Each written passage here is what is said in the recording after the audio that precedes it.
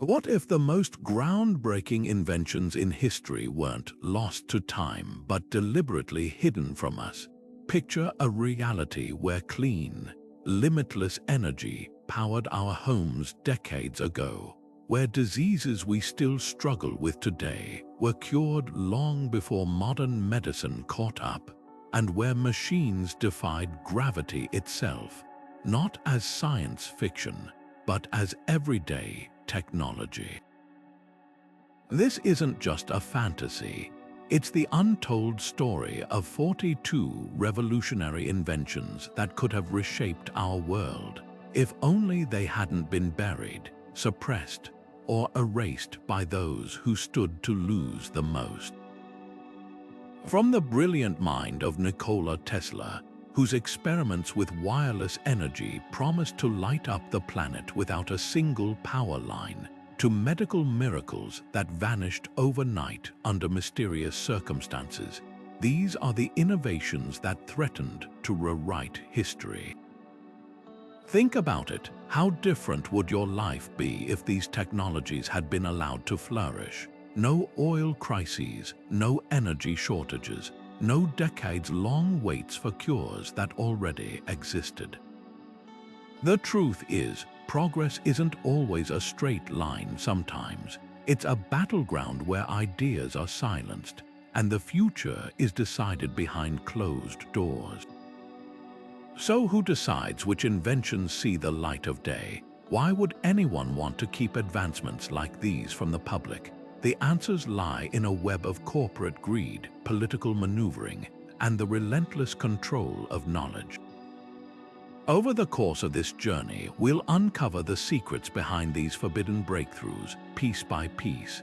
You'll meet the visionaries who dared to dream bigger, the forces that worked to stop them, and the tantalizing question of what our world could have been. By the time we're done, you'll never look at history or the technology around you the same way again. The story starts now. The concept of forbidden inventions isn't just about forgotten blueprints or failed prototypes, it's about power. Imagine a world where a single breakthrough could dismantle entire industries, topple monopolies, or redistribute wealth overnight. That's the real reason so many revolutionary ideas never made it to the public. Take the case of the electric car. Most people think it's a modern innovation, but the truth is, functional electric vehicles existed as far back as the late 1800s. So why did gasoline-powered cars dominate the 20th century? The answer lies in the aggressive suppression of alternatives by oil companies and their allies, who saw electric mobility as an existential threat to their profits. This pattern repeats throughout history. Medical researchers who discovered non-toxic cancer treatments found their labs mysteriously defunded. Engineers who designed engines running on water faced sudden legal battles or vanished from public record. Even something as simple as a light bulb that never burns out was deliberately shelved because it threatened the business model of planned obsolescence. These weren't accidents, they were calculated moves to maintain control. The institutions that shape our world aren't just indifferent to progress, they're often actively hostile to anything that disrupts their dominance. But the most chilling part, this isn't ancient history. Right now, there are patents gathering dust in vaults, technologies locked away under national security claims, and inventors silenced by non-disclosure agreements. The question isn't just what we've lost, it's what we're still being denied. Every time you hear about a miraculous new invention, ask yourself, how long has this actually existed? And who didn't want you to know about it? The line between conspiracy and documented history is thinner than you might think. Nikola Tesla's vision of a world powered by free, wireless electricity wasn't just ahead of its time, it was actively dismantled. His Wardencliffe Tower, a colossal structure on Long Island, wasn't some fanciful experiment. It was a working prototype capable of transmitting electricity through the air without wires to any point on the planet. Imagine flipping a switch in your home and drawing power from the Earth's own natural energy fields, with no monthly bill, no coal plants, and no oil pipelines.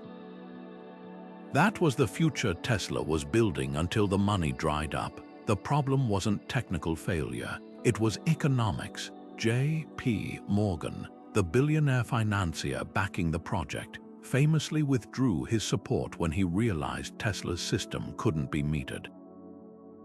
No meters meant no way to charge users and no profit. Morgan's chilling response: if anyone can draw on the power, where do we put the meter? Overnight, funding vanished. The tower was dismantled and Tesla's labs were raided after his death, with critical papers disappearing into government hands. The implications are staggering. Had Wardencliffe succeeded, the entire energy industry, oil, gas, even early electric utilities would have collapsed before it ever took hold. But here's what rarely gets discussed: Tesla wasn't just thwarted by greed. His ideas threatened the very structure of power. A world with free energy would have decentralized control, empowering individuals over corporations. No more reliance on centralized grids, no more monopolies dictating prices. That's why his work was labeled too dangerous by some and unprofitable by others. Even today, patents for wireless energy transmission are routinely buried or classified. The question isn't whether Tesla's technology worked, it's who benefits from keeping it locked away. The tragedy isn't just the loss of a brilliant invention, it's the pattern it reveals. Time and again, breakthroughs that could liberate humanity are crushed when they conflict with entrenched interests.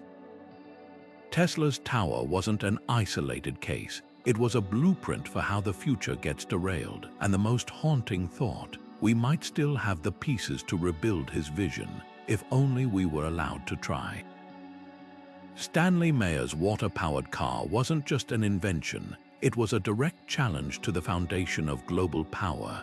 Picture this: a dune buggy modified to run not on gasoline, but on ordinary tap water, its engine humming smoothly as it converted H2O into fuel through an advanced electrolysis process. Meyer claimed his system could break water molecules apart with minimal energy input, producing enough hydrogen to power a vehicle indefinitely.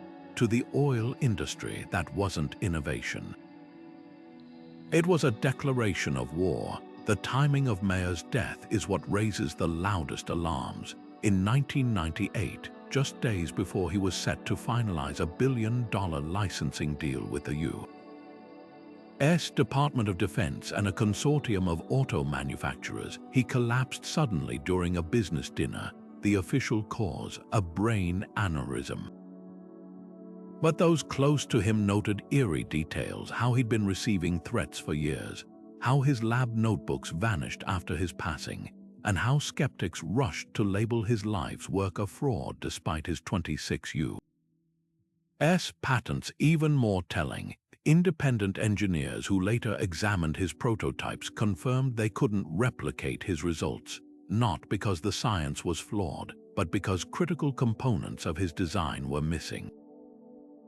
What makes Meyer's story so unsettling isn't just the question of murder, it's the sheer scale of what was at stake.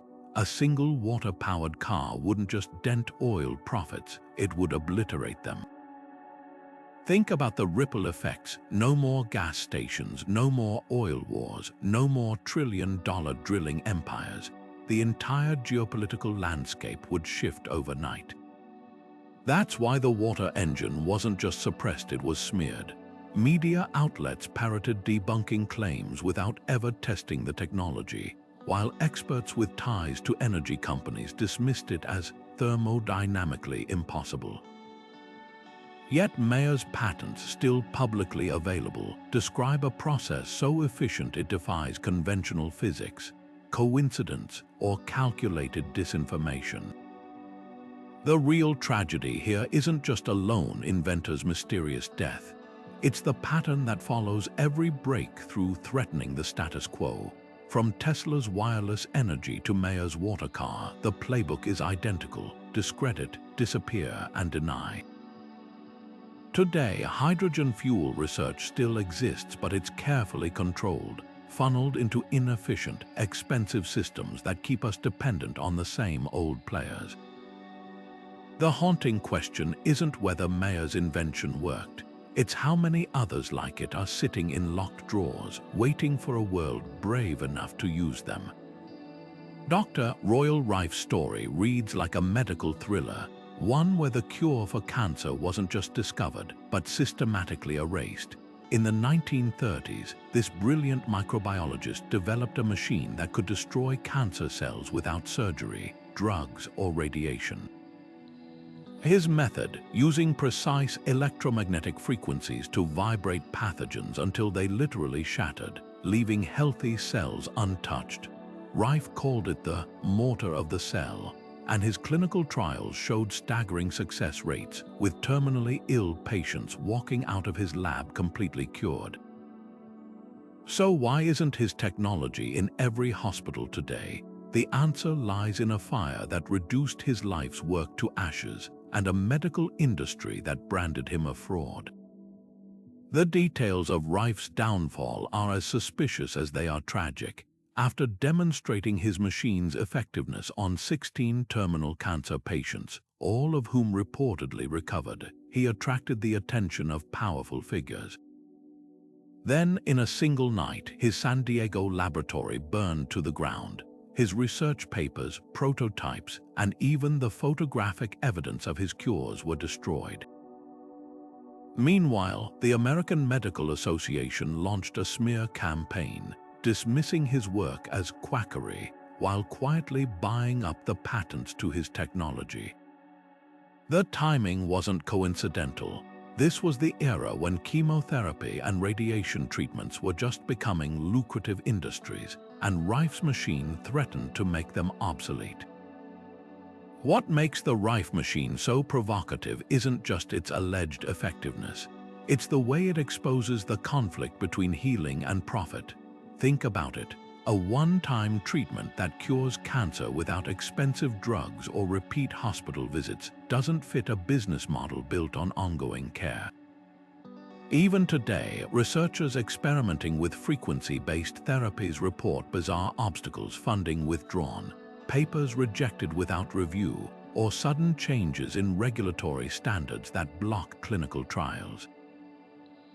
Meanwhile, Rife's original frequencies, meticulously documented before his lab's destruction, continue circulating among alternative practitioners, some claiming remarkable results. The question isn't whether Rife's machine worked as promised. It's why the medical establishment was so determined to bury it. From burned labs to discredited pioneers, the pattern is unmistakable. When a discovery threatens an industry's bottom line, truth often becomes collateral damage. And the most unsettling part, Rife's technology might not even be the only suppressed cure collecting dust in the shadows of history. Wilhelm Reich's Cloudbuster didn't just defy scientific convention, it threatened to rewrite humanity's relationship with nature itself. Picture a series of hollow metal tubes mounted on a movable platform, connected to cables that stretched into bodies of water. Reich called this device an orgone energy accumulator, claiming it could draw and redirect a mysterious atmospheric force he believed influenced weather patterns. To skeptics, it sounded like pure pseudoscience, but when Reich used the Cloudbuster to allegedly end droughts and even divert hurricanes, even his harshest critics took notice. The implications were staggering. What if weather wasn't just something we endured, but something we could control? The backlash was swift and brutal. In 1954, the U.S. Food and Drug Administration obtained an injunction against Reich, declaring his orgone research a fraud of the first magnitude.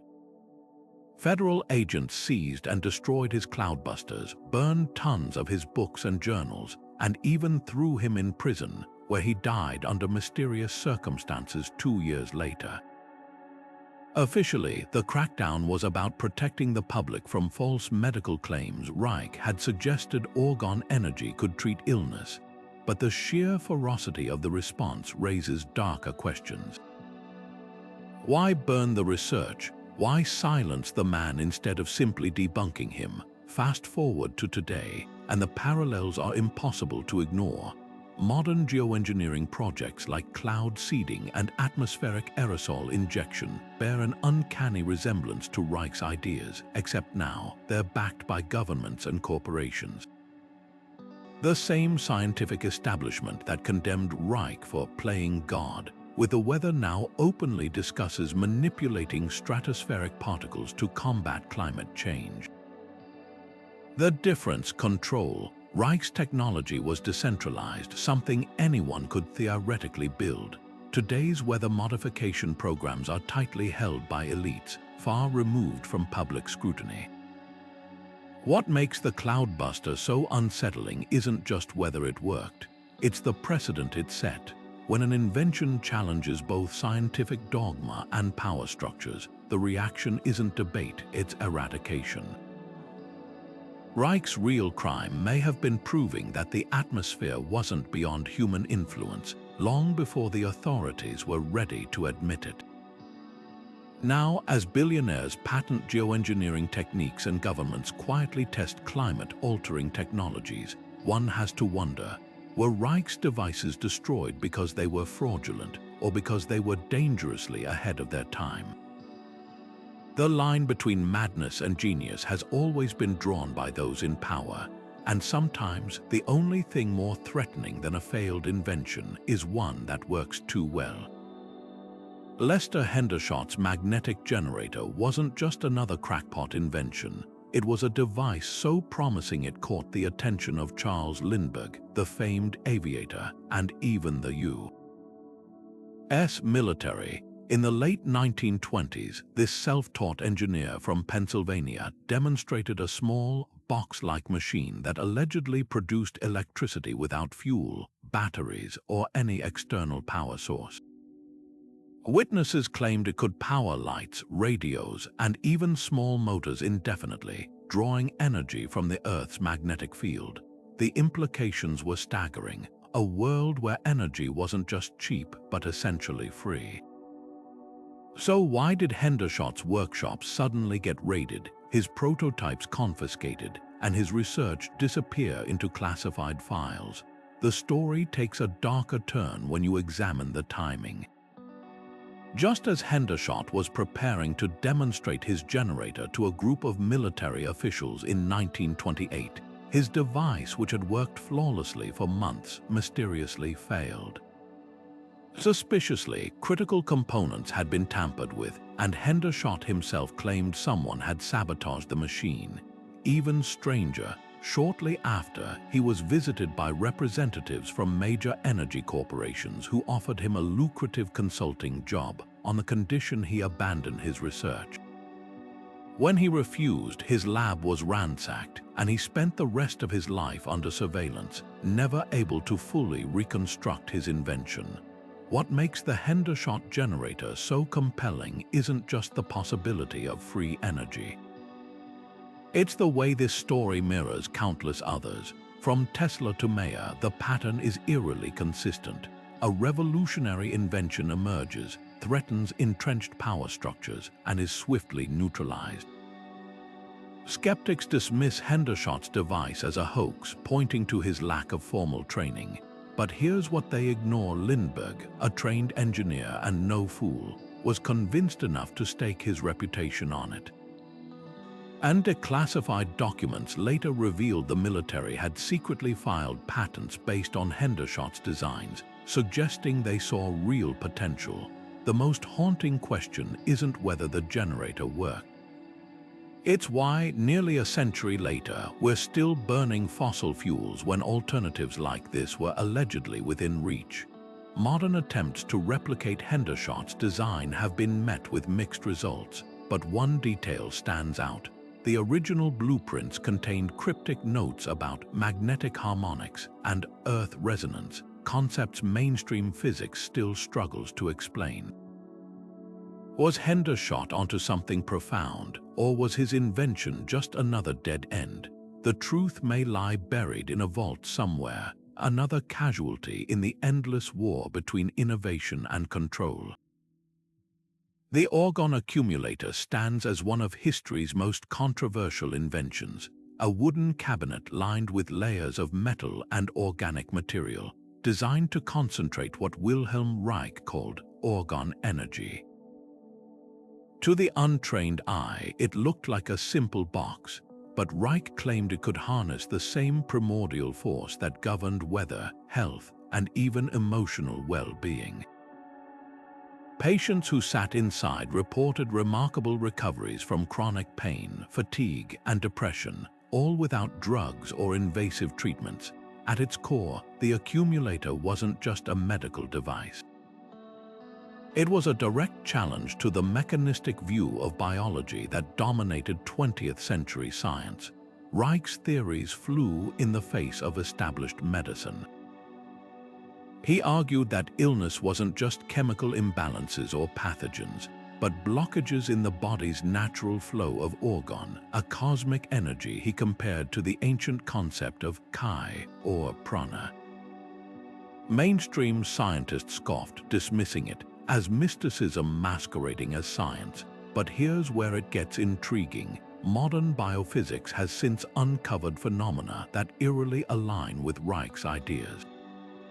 Studies on bioelectromagnetic fields, the healing effects of negative ions, and even the placebo effect suggest that energy medicine might not be as far-fetched as critics claimed.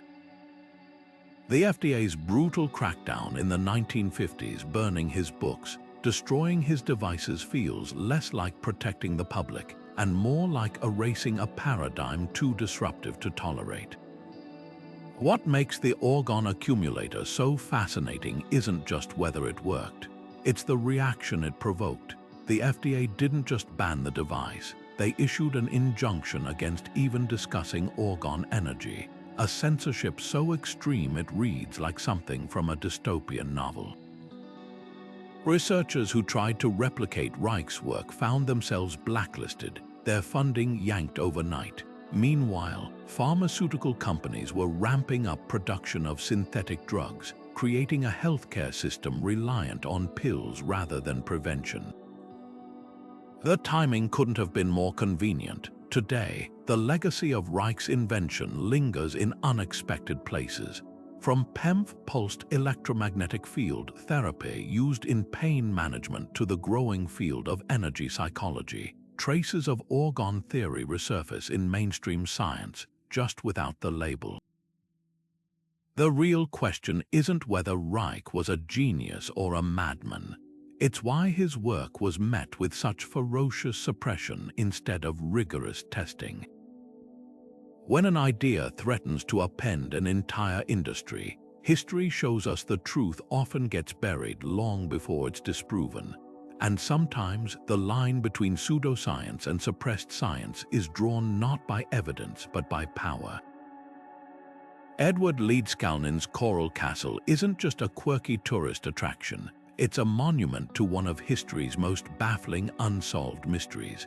Picture this, a 5-foot-tall, 100-pound Latvian immigrant working alone under cover of darkness, carving and lifting over 1,000 tons of coral rock into precise formations. Some blocks weighed more than 30 tons, equivalent to 3 school buses, yet Leeds Kowlen moved them without machinery, without helpers, and without leaving a single trace of how he did it. When asked, he'd only smile and say he'd rediscovered the secrets of the pyramids. Was this a clever ruse, or did he truly unlock an ancient anti-gravity technology lost to time? The clues left behind only deepened the enigma. Witnesses reported seeing Leeds Kowlen work at night, humming to himself as the massive stones seemed to float into place. He claimed to understand the laws of weight and leverage in a way modern science couldn't grasp, even demonstrating an odd device he called a perpetual motion holder that allegedly manipulated magnetic fields. Skeptics argue he must have used simple pulleys and levers, but engineers who have studied the site point to something far stranger. The precision of the cuts, some fitting together so tightly you can't slide a credit card between them, suggests tools far beyond what one man could wield alone in the 1920s. Even more puzzling, when Leeds decided to move his entire castle 10 miles overnight, he hired a truck, but no one ever saw how he loaded the stones. What makes Coral Castle so unsettling isn't just the how, it's the why. Leeds built it as a monument to lost love after his 16-year-old fiancée left him the day before their wedding. He spent 28 years carving in isolation, often working by lantern light, as if the project held some deeper secret. Some researchers believe he tapped into the same harmonic resonance theories that ancient cultures used to build megalithic sites, using sound or Earth's magnetic field to neutralize weight. Others insist he stumbled upon a form of scalar energy, a controversial physics concept that could theoretically bend gravity itself. Whatever the truth, the establishment's response was telling. Despite interest from universities and even Albert Einstein, Leeds notebooks were confiscated after his death, their contents still classified. The real tragedy here isn't just the lost technology, it's the pattern. Time and again, lone inventors who challenge our understanding of physics meet the same fate: ridiculed, ignored, or erased. Leeds castle still stands today, its gates carved with a cryptic message. You will be seeing unusual accomplishment. It's a taunt from beyond the grave, daring us to explain the impossible. And perhaps that's the point. Some secrets aren't meant to be solved, they're meant to remind us how much we still don't know. In a world where energy monopolies and governments control the narrative of progress, Coral Castle stands as a silent rebellion. A 100-ton middle finger to anyone who claims we've figured it all out. John Hutchison's lab looked like something straight out of a sci-fi movie, metals twisting in midair, objects floating without visible support, even chunks of aluminum melting like butter under an invisible force. In the early 1980s, this self-taught Canadian researcher claimed to have stumbled upon what he called the Hutchison effect, a bizarre phenomenon where electromagnetic fields interacted in ways physics textbooks said were impossible. Witnesses described seeing heavy blocks of wood levitate before crashing back down, or multiple metals fusing together at room temperature as if they'd been welded by an unseen hand. To the scientific establishment, it was all too outlandish to believe, but someone took it seriously enough to send armed men to shut it down. The military's sudden interest is what turns this from a quirky anomaly into something far darker. After news of Hutchison's experiments spread, officials from both the US and Canadian governments began visiting his Vancouver lab. Then, in 1983, a team described as government contractors raided the facility, confiscating equipment, notebooks, and even the walls of his apartment, which had been lined with experimental materials. Hutchison himself was left bewildered, claiming they took everything, including the very effects he'd been studying. The official explanation, a vague reference to national security concerns. But here's what makes no sense. If the Hutchison effect was just a hoax or faulty equipment, why would intelligence agencies care enough to erase all evidence?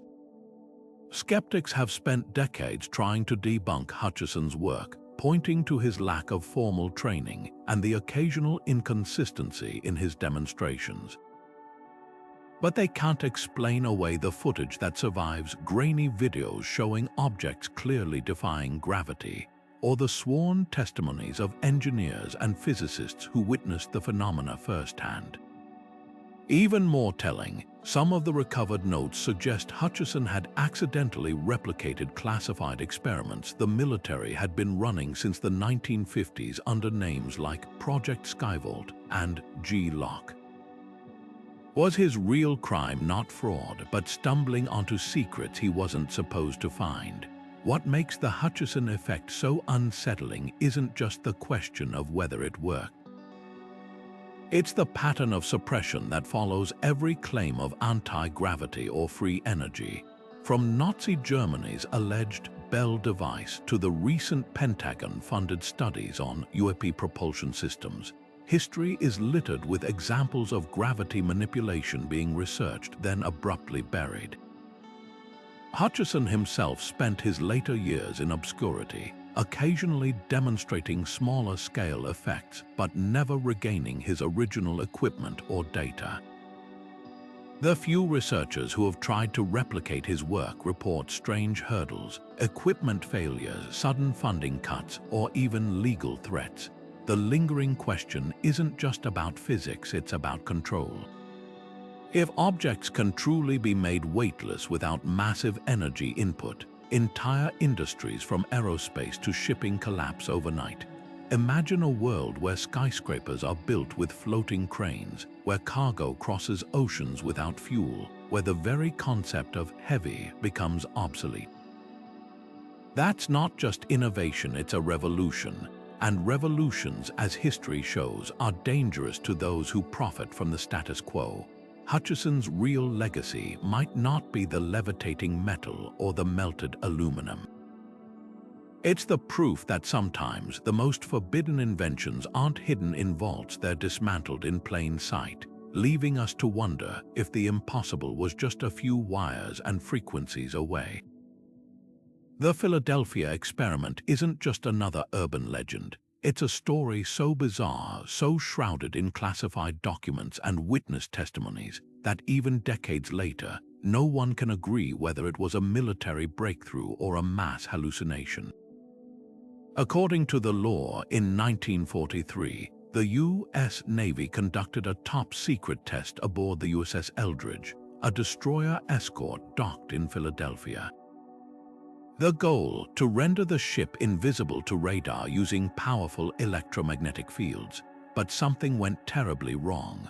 Witnesses reported a greenish fog enveloping the vessel before it vanished entirely, not just from radar but from the physical world. Some claimed it reappeared miles away in Norfolk, Virginia, for a matter of minutes before blinking back to Philadelphia. Even more chilling, sailors supposedly fused with the ship's bulkheads, others burst into flames, and a handful were said to have aged decades in seconds. The Navy denies it ever happened, but the sheer volume of first-hand accounts, including those from crew members' families, suggests something far stranger than a simple hoax. What makes the Philadelphia experiment so unsettling isn't just the alleged time jumps or teleportation. It's the paper trail, declassified documents from Project Rainbow, the alleged code name for the experiment reference, electromagnetic cloaking, research that aligns eerily with the rumors. Even Albert Einstein's FBI file mentions his consultation on a Navy project involving unified field theory, a concept that could theoretically bend space-time. Skeptics argue the entire story stems from a single sailor's tall tale. But then, why did the Office of Naval Intelligence spend years aggressively debunking it? Why were witnesses pressured to recount their stories? And why do some of the Eldridge's logs from that period remain lost to this day? The reaction feels less like damage control for a myth and more like covering up something that slipped through the cracks. The implications ripple far beyond one ship. If the military truly stumbled upon time manipulation in the 1940s, what might they have achieved since? Whistleblowers from later programs like Montauk, another alleged time travel project, claim experiments continued for decades, with researchers attempting to send people psychically backward through time or even alter past events. These accounts sound like science fiction, but consider this. The same year the Philadelphia experiment supposedly occurred, the U.S. government was also pouring resources into the Manhattan Project. In a world where splitting the atom was deemed impossible until it wasn't, how do we know time travel wasn't another frontier quietly conquered and locked away? The most haunting question isn't whether the Philadelphia experiment happened as described. It's why time manipulation research, if real, would be suppressed. The answer lies in the ultimate weapon, control. Imagine a world where governments, or worse, corporations could rewrite history, erase mistakes, or exploit future knowledge for profit. The chaos would be unimaginable. Perhaps that's the real reason stories like these are buried under layers of denial and ridicule. Not because they're impossible, but because they're too dangerous to acknowledge. Time, after all, is the one force that's supposed to be beyond human tampering. What happens when it isn't? The truth might be hidden in plain sight, tucked between the lines of declassified files and the nightmares of those who claim they were there. And if even a fraction of the stories are true, the greatest invention humanity ever suppressed wasn't a device or a machine. It was the keys to time itself. The Nazi bell, or as German scientists cryptically called it, Die Glock, wasn't just another wartime experiment. According to declassified documents and testimonies from SS officers, this bizarre device resembled a massive metallic bell, standing nearly 12 feet tall, with rotating cylinders filled with a strange, mercury-like substance code named Zerum 525. When activated, witnesses claimed it emitted a pulsating glow, caused nearby plants to decompose within hours, and left animals reduced to blackened jelly. But the most disturbing effect, test subjects, reportedly prisoners of war exposed to its field, allegedly suffered instantaneous blood coagulation and tissue separation. This wasn't just a weapon, it was something far more unsettling, a machine that seemed to warp the very fabric of physics. The bell's origins trace back to a secret Nazi research facility buried deep beneath the Owl Mountains in Poland. Codenamed Project Kronos, the program was overseen by SS General Hans Kammler, the same man who vanished without a trace after the war, taking the bell's blueprints with him. Allied troops who later stormed the complex found laboratories stripped bare, save for odd residues on the walls and floors, residues that later tests suggested had been exposed to intense electromagnetic fields. Even more telling, the concrete chambers where the bell was housed were constructed in perfect circles, then demolished and rebuilt multiple times, as if each test run required a fresh, reinforced structure to contain whatever forces were unleashed. What makes the bell so chilling isn't just its destructive power, it's the science behind it. Declassified U.S. intelligence reports speculated harnessed something called vortex compression, a theoretical process that could bend gravity itself. Some researchers believe the Nazis were attempting to tap into zero-point energy, a near-mythical concept even today, which would allow a machine to draw limitless power from the vacuum of space. If true, the bell wasn't just ahead of its time, it was operating on principles modern physics still struggles to explain. That might be why, in 1945, both American and Soviet troops raced to secure the facility, each side desperate to capture the scientists and schematics before the other. But here's where the story twists. Despite the mountain of eyewitness accounts and forensic evidence from the site, no trace of the bell itself has ever surfaced. No museum displays it, no government admits to possessing it. Even the handful of Nazi scientists smuggled to the U.S. under Operation Paperclip, men like Werner von Braun, who later pioneered the Apollo program, were conspicuously silent about the project. The only hints lie in post-war aerospace advancements, sudden leaps in propulsion technology, cryptic patents filed by defense contractors, and persistent rumors of recovered Nazi artifacts stored in underground bases like Area 51. Coincidence or proof that someone successfully reverse-engineered the bell's secrets?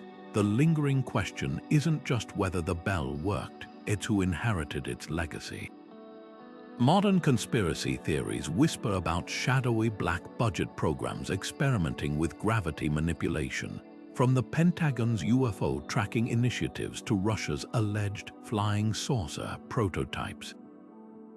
Even more unsettling, some researchers claim the bell's effects mirror descriptions of spontaneous human combustion and cattle mutilations attributed to unexplained aerial phenomena. Could this forgotten Nazi weapon have been the genesis of technologies we still don't understand?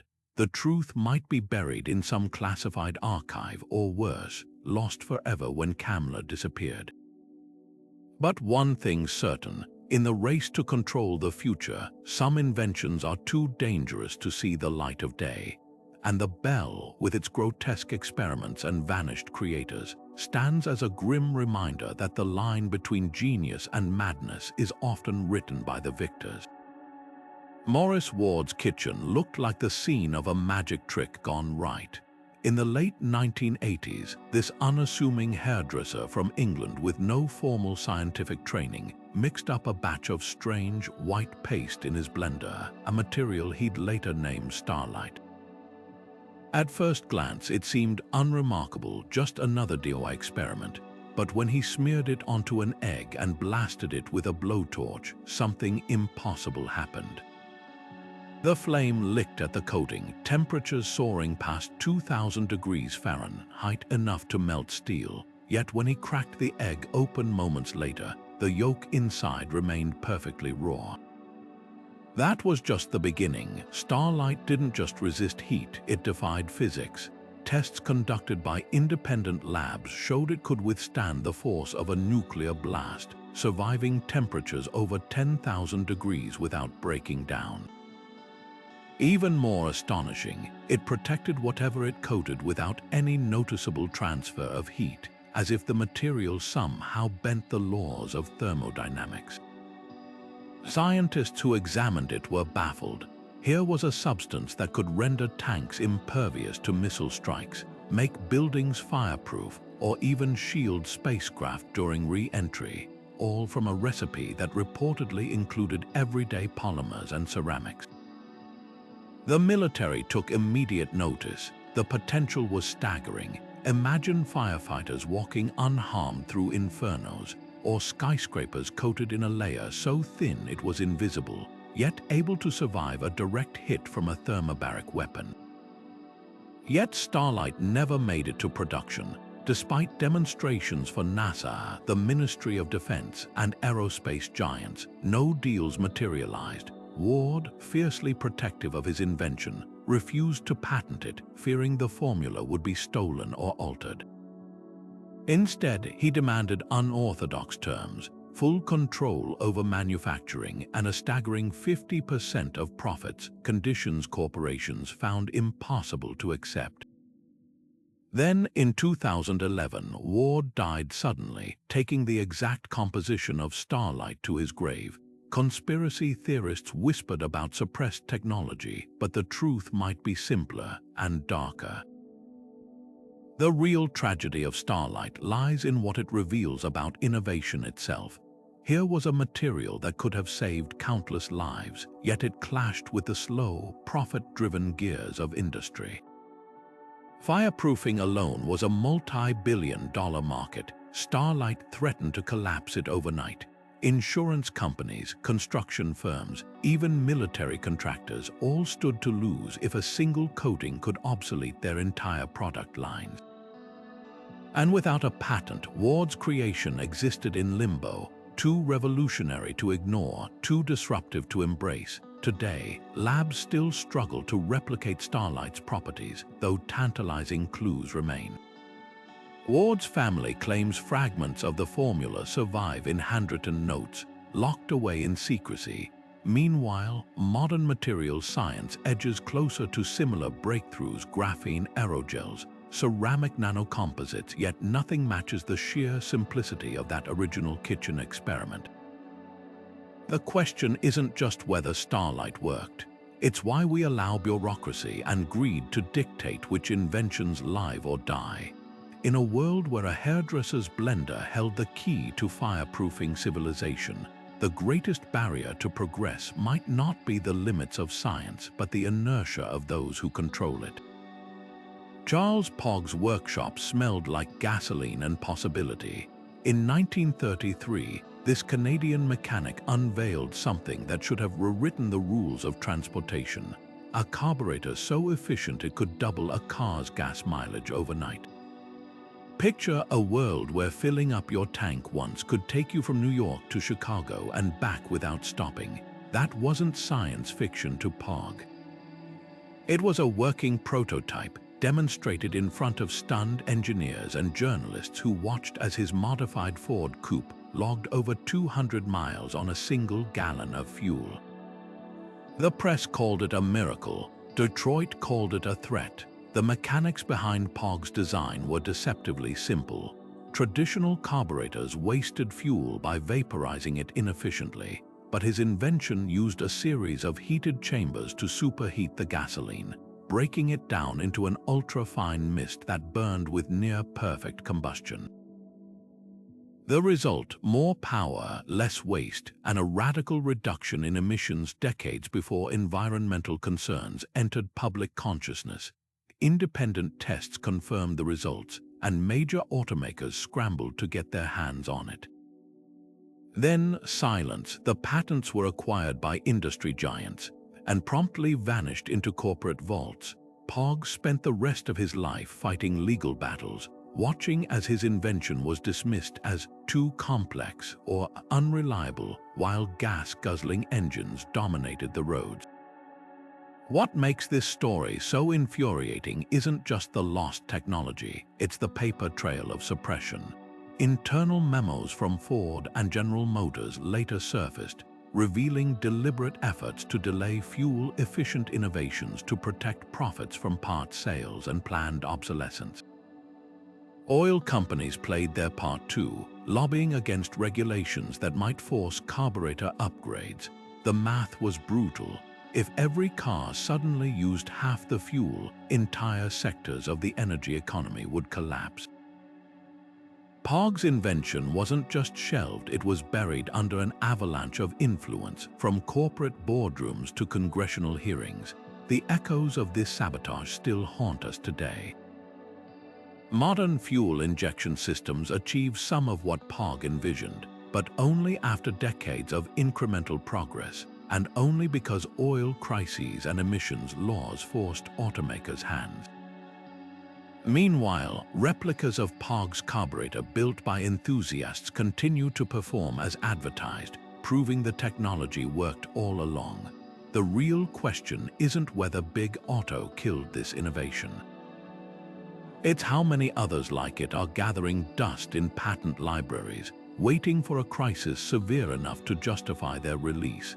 In a world choking on exhaust fumes and soaring gas prices, Pogg's story isn't just history. It's a warning. Townsend Brown's laboratory hummed with a quiet intensity, the air thick with the scent of ozone and possibility. In the 1920s, this young American physicist made a discovery so startling it should have rewritten the textbooks. When he charged certain materials with high-voltage electricity, they exhibited a peculiar tendency to move against gravity's pull.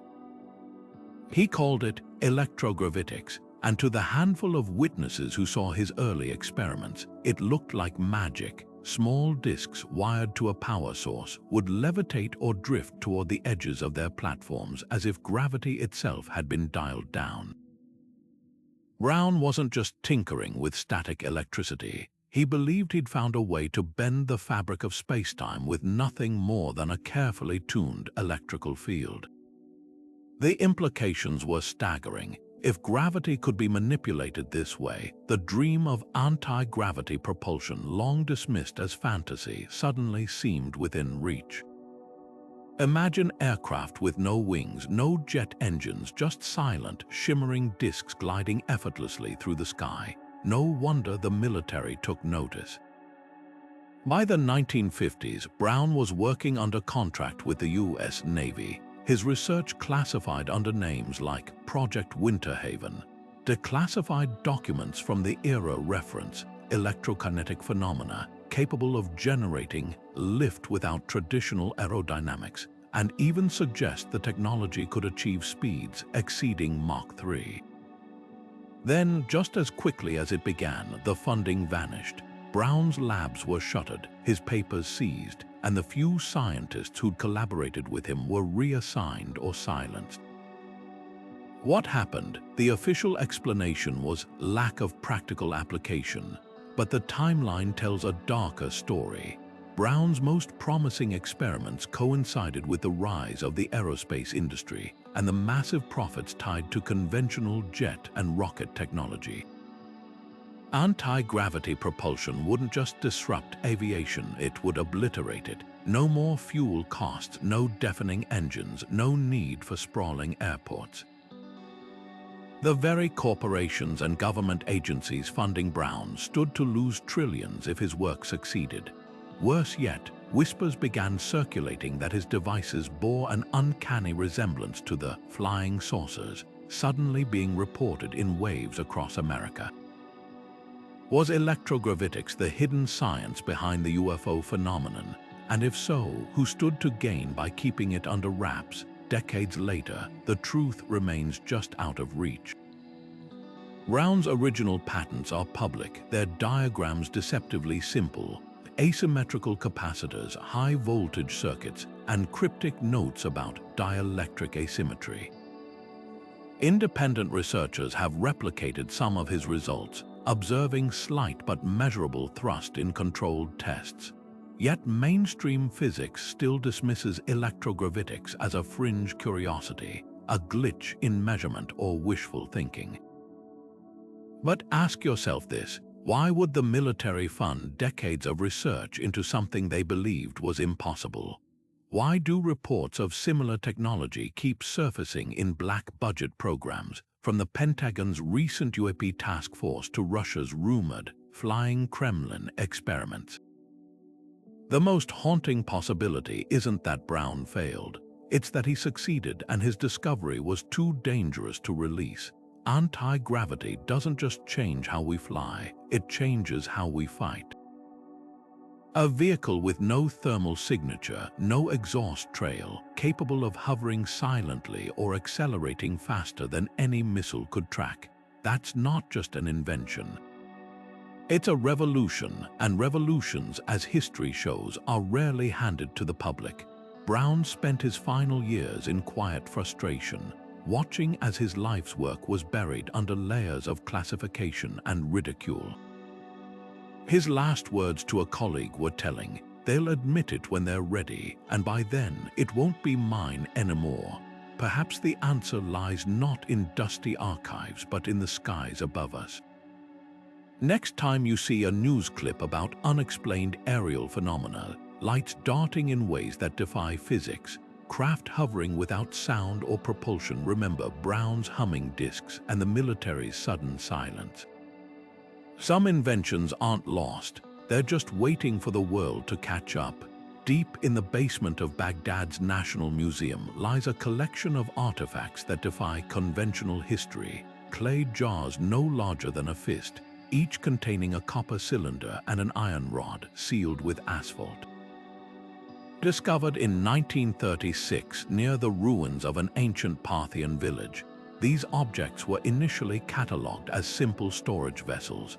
But when German archaeologist Wilhelm examined them closely, he noticed something startling. The arrangement of metals and the presence of acidic residue suggested these weren't just parts. They bore an uncanny resemblance to galvanic cells, basic electric batteries. Dubbed the Baghdad Battery, this 2,000-year-old artifact raises a disturbing question. Were ancient civilizations harnessing electricity long before Volta and Faraday supposedly discovered it? The science behind the Baghdad Battery is shockingly simple. Fill the jar with an acidic electrolyte, vinegar or citrus juice would work, and the iron rod reacts with the copper cylinder, creating a small but measurable voltage. Experiments by researchers like Willard Gray in the 1970s proved these devices could generate around 1 volt of electricity, enough to electroplate objects with gold or silver. This wasn't just theoretical. Artisans in Mesopotamia were known for intricate gold-plated jewelry, often attributed to mercury gilding. But what if they'd mastered a far more sophisticated technique? The implications rewrite history. While Europe languished in the Dark Ages, someone in the Middle East might have been lighting lamps or performing electrotherapy with primitive batteries. Mainstream archaeology dismisses the battery theory as speculative, arguing the jars could have held scrolls or religious offerings, but their skepticism ignores key details. The asphalt seals weren't just decorative, they acted as insulators, preventing short circuits. The copper cylinders showed signs of corrosion consistent with acidic exposure. Even more telling, no scroll fragments or residues were ever found inside. Meanwhile, ancient texts hint at lost knowledge. The Egyptian dendera light carvings, depicting bulb-like objects with snaking cables, resemble Crookes tubes' early electrical devices. Greek historians wrote of unquenchable lamps in temples, glowing for centuries without fuel. Were these just myths or garbled accounts of real technology? The resistance to the Baghdad Battery's true purpose reveals a deeper bias in how we view ancient innovation. We accept that the Antikythera mechanism, a 2,000-year-old Greek computer, could track planetary movements with precision gears. Yet the idea of pre-modern electricity is treated as heresy. Why? Because it undermines the narrative of linear progress, the comforting myth that humanity crawled from ignorance to enlightenment in a straight line. If our ancestors had batteries, what else did they know, and why did that knowledge vanish? Perhaps the most chilling possibility isn't that these technologies were lost, but that they were taken. The Library of Alexandria's destruction erased untold volumes of ancient science. The Parthians, who likely used the Baghdad batteries, were conquered by empires with no interest in preserving pagan inventions. Time and again, the march of empire has buried innovation under the rubble of war and dogma. Today, replicas of the Baghdad battery sit in science museums as curiosities, labeled controversial, while modern batteries power our phones with the same basic principles. The truth might be staring us in the face. Progress isn't a ladder we climb. It's a cycle we keep rediscovering if we're allowed to remember. The crackling hum of a spark gap transmitter wasn't just noise, it was the sound of a technological revolution cut short. In the early days of wireless communication, inventors like Nikola Tesla and Guglielmo Marconi relied on these devices to send signals through the air without wires. But unlike the polished radio towers of today, these transmitters worked by generating violent bursts of electricity between two metal electrodes, creating a broad spectrum wave that could carry energy and information for miles. To Tesla, they were more than just communication tools, they were the key to his vision of global wireless power. So why did governments around the world suddenly ban them by the 1920s, labeling them radio pollution? The official explanation was interference with commercial broadcasts. The truth might be far more revealing. At first glance, the crackdown made sense. Spark gap transmitters were messy by design, spraying electromagnetic waves across a wide range of frequencies. As commercial radio stations began popping up, their carefully tuned signals were drowned out by the chaotic bursts of these older devices. But dig deeper and a pattern emerges. The same corporations lobbying for the ban, companies like RCA and Westinghouse, were the ones who stood to profit from centralized, controlled broadcasting. Tesla's dream of free, decentralized energy transmission threatened their entire business model. With spark gap transmitters outlawed, the airwaves were neatly divided up and sold to the highest bidder, turning what could have been an open commons into private property. What makes this story so unsettling is how little the public understood at the time. The ban wasn't framed as corporate power play, it was sold as progress. Newspapers painted spark gap technology as obsolete, a relic of the Wild West of radio, but buried in the technical reports of the era are hints of what was lost.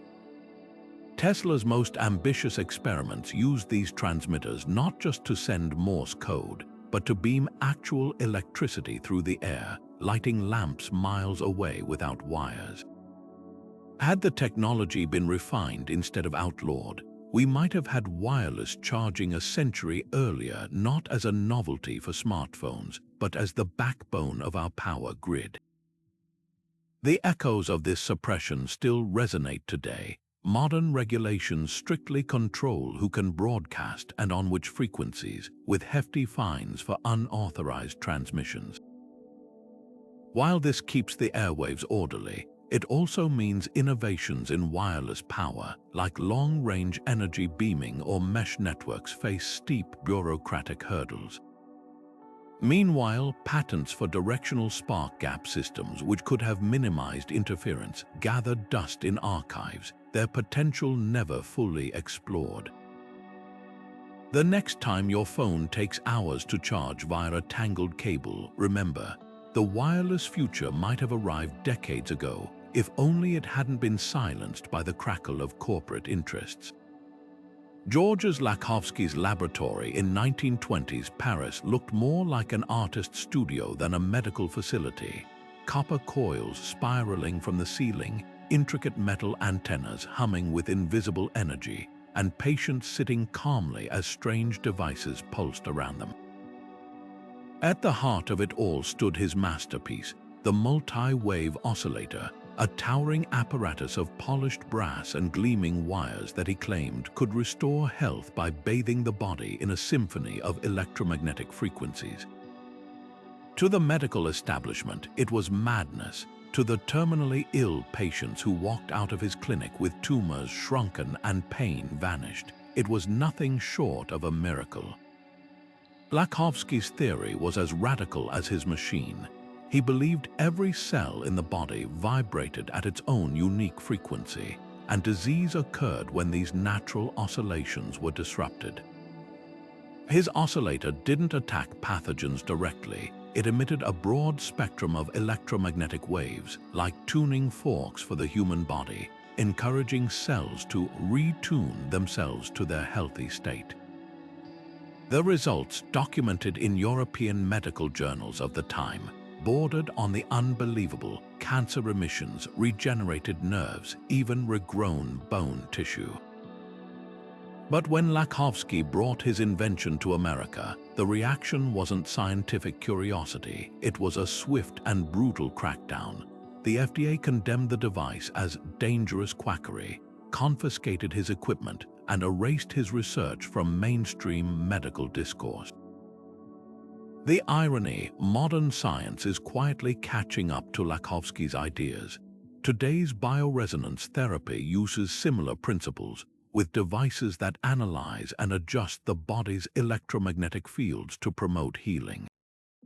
Even conventional medicine acknowledges the role of electrical signals in cellular communication, from pacemakers regulating heartbeats to transcranial magnetic stimulation treating depression. The difference: these approved technologies are tightly controlled, patented, and monetized. Lakhovsky's oscillator, by contrast, was open source in spirit. His designs were simple enough for any skilled technician to replicate, and he openly encouraged doctors worldwide to build their own. That kind of accessibility didn't just threaten medical profits, it undermined the entire hierarchy of who gets to decide what real medicine looks like. What makes the multi-wave oscillator so haunting isn't just the question of whether it worked. It's the pattern of suppression that follows every healing technology outside the pharmaceutical model. From Royal Rife's frequency machine to modern clinics using PEMF therapy, the playbook is identical: first ridicule, then regulatory persecution, and finally, if the science proves too stubborn to ignore, co-option by the very system that tried to bury it. Lakhovsky himself met a suspicious end in 1942, struck by a limousine in New York under circumstances never fully explained. His original oscillators were dismantled, his papers scattered. Yet in basements and makeshift clinics worldwide, tinkerers still build devices based on his blueprints, swapping stories of recoveries that shouldn't be possible. The greatest tragedy isn't that we lost Lakhovsky's invention. It's that we're still fighting over whether to admit he was right. The Joe cell sits at the crossroads of fringe science and stubborn mystery, a humble-looking contraption of stainless steel cylinders nested inside one another, filled not with wires or circuits, but with water. Not just any water, though. Proponents claim this device structures ordinary H2O into a bizarre, energy-rich state capable of powering engines without fuel. To skeptics, it's textbook pseudoscience, but to a dedicated underground of experimenters, mechanics, engineers, even a few rogue physicists, the Joe cell represents something far more unsettling.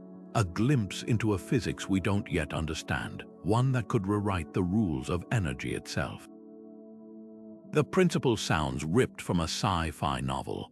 When assembled correctly, a precise arrangement of concentric metal tubes submerged in water treated with trace minerals, the cell allegedly taps into what inventor Joe Newman called radiant energy, a force he believed permeated the universe. Witnesses describe engines modified to run on the cell humming smoothly without gasoline, their spark plugs removed, drawing power from some unseen source. The most compelling accounts come from Australian mechanics in the 1990s who swore their diesel trucks ran for weeks on nothing but the cell's output, with no visible fuel consumption. Then, predictably, the backlash came. Mainstream scientists dismissed it as perpetual motion nonsense, while critics pointed to failed replication attempts. But here's the catch. The few rigorous tests conducted showed anomalies, voltage spikes where none should exist, temperature fluctuations defying conventional thermodynamics. Not enough to prove free energy, but enough to raise eyebrows. What makes the Joe cell so tantalizing isn't just the disputed results, it's the eerie parallels to other suppressed technologies.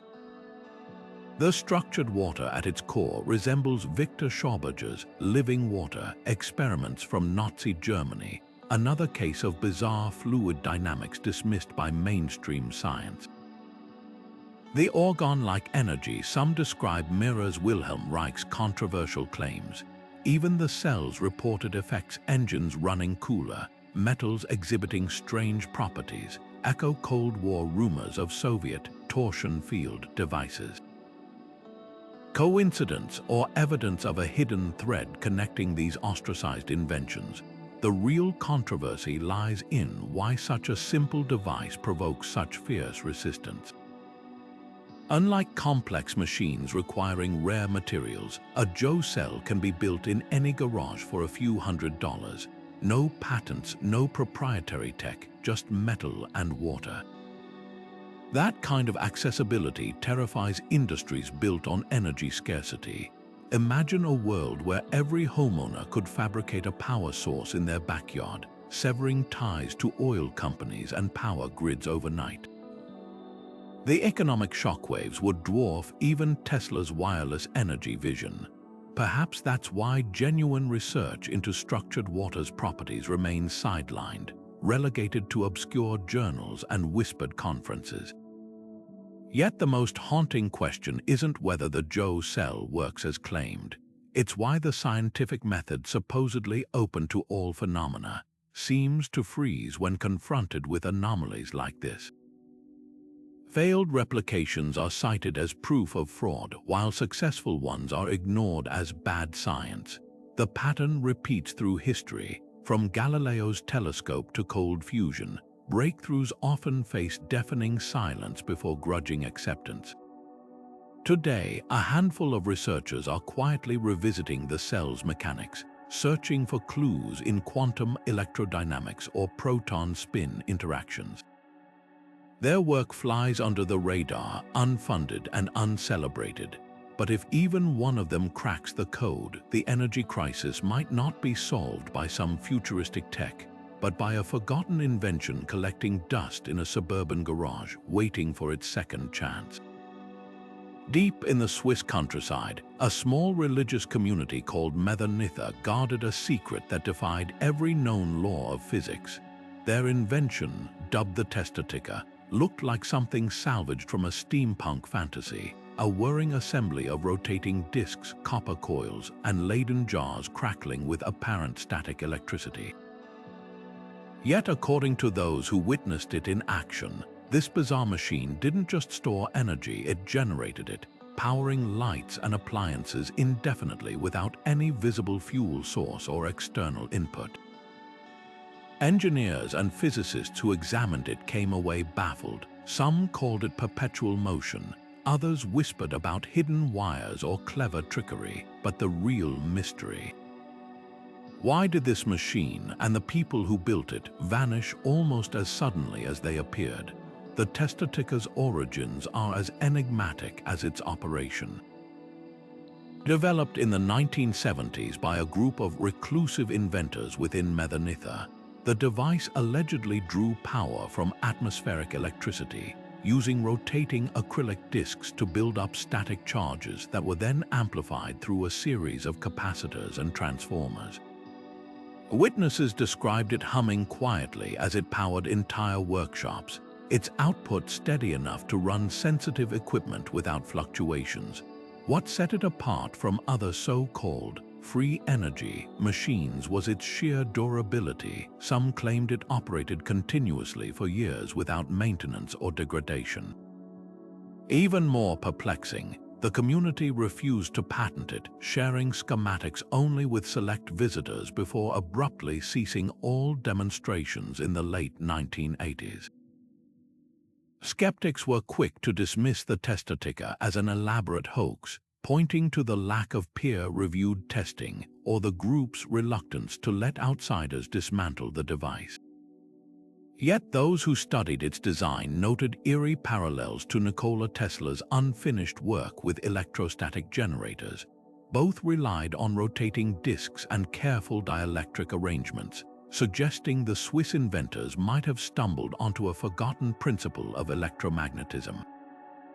Even mainstream science acknowledges that atmospheric electricity, the same force behind lightning, contains vast untapped energy. The real question isn't whether harvesting it is possible, but why no one has replicated the tester-ticker's success despite decades of attempts.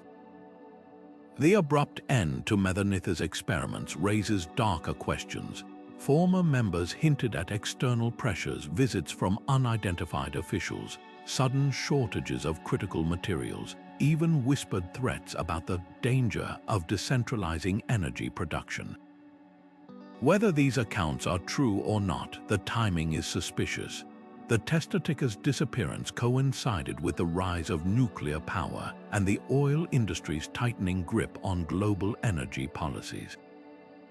A machine that could generate electricity from thin air, requiring no fuel, no infrastructure, and no corporate middlemen, wasn't just inconvenient, it was revolutionary in the most dangerous sense.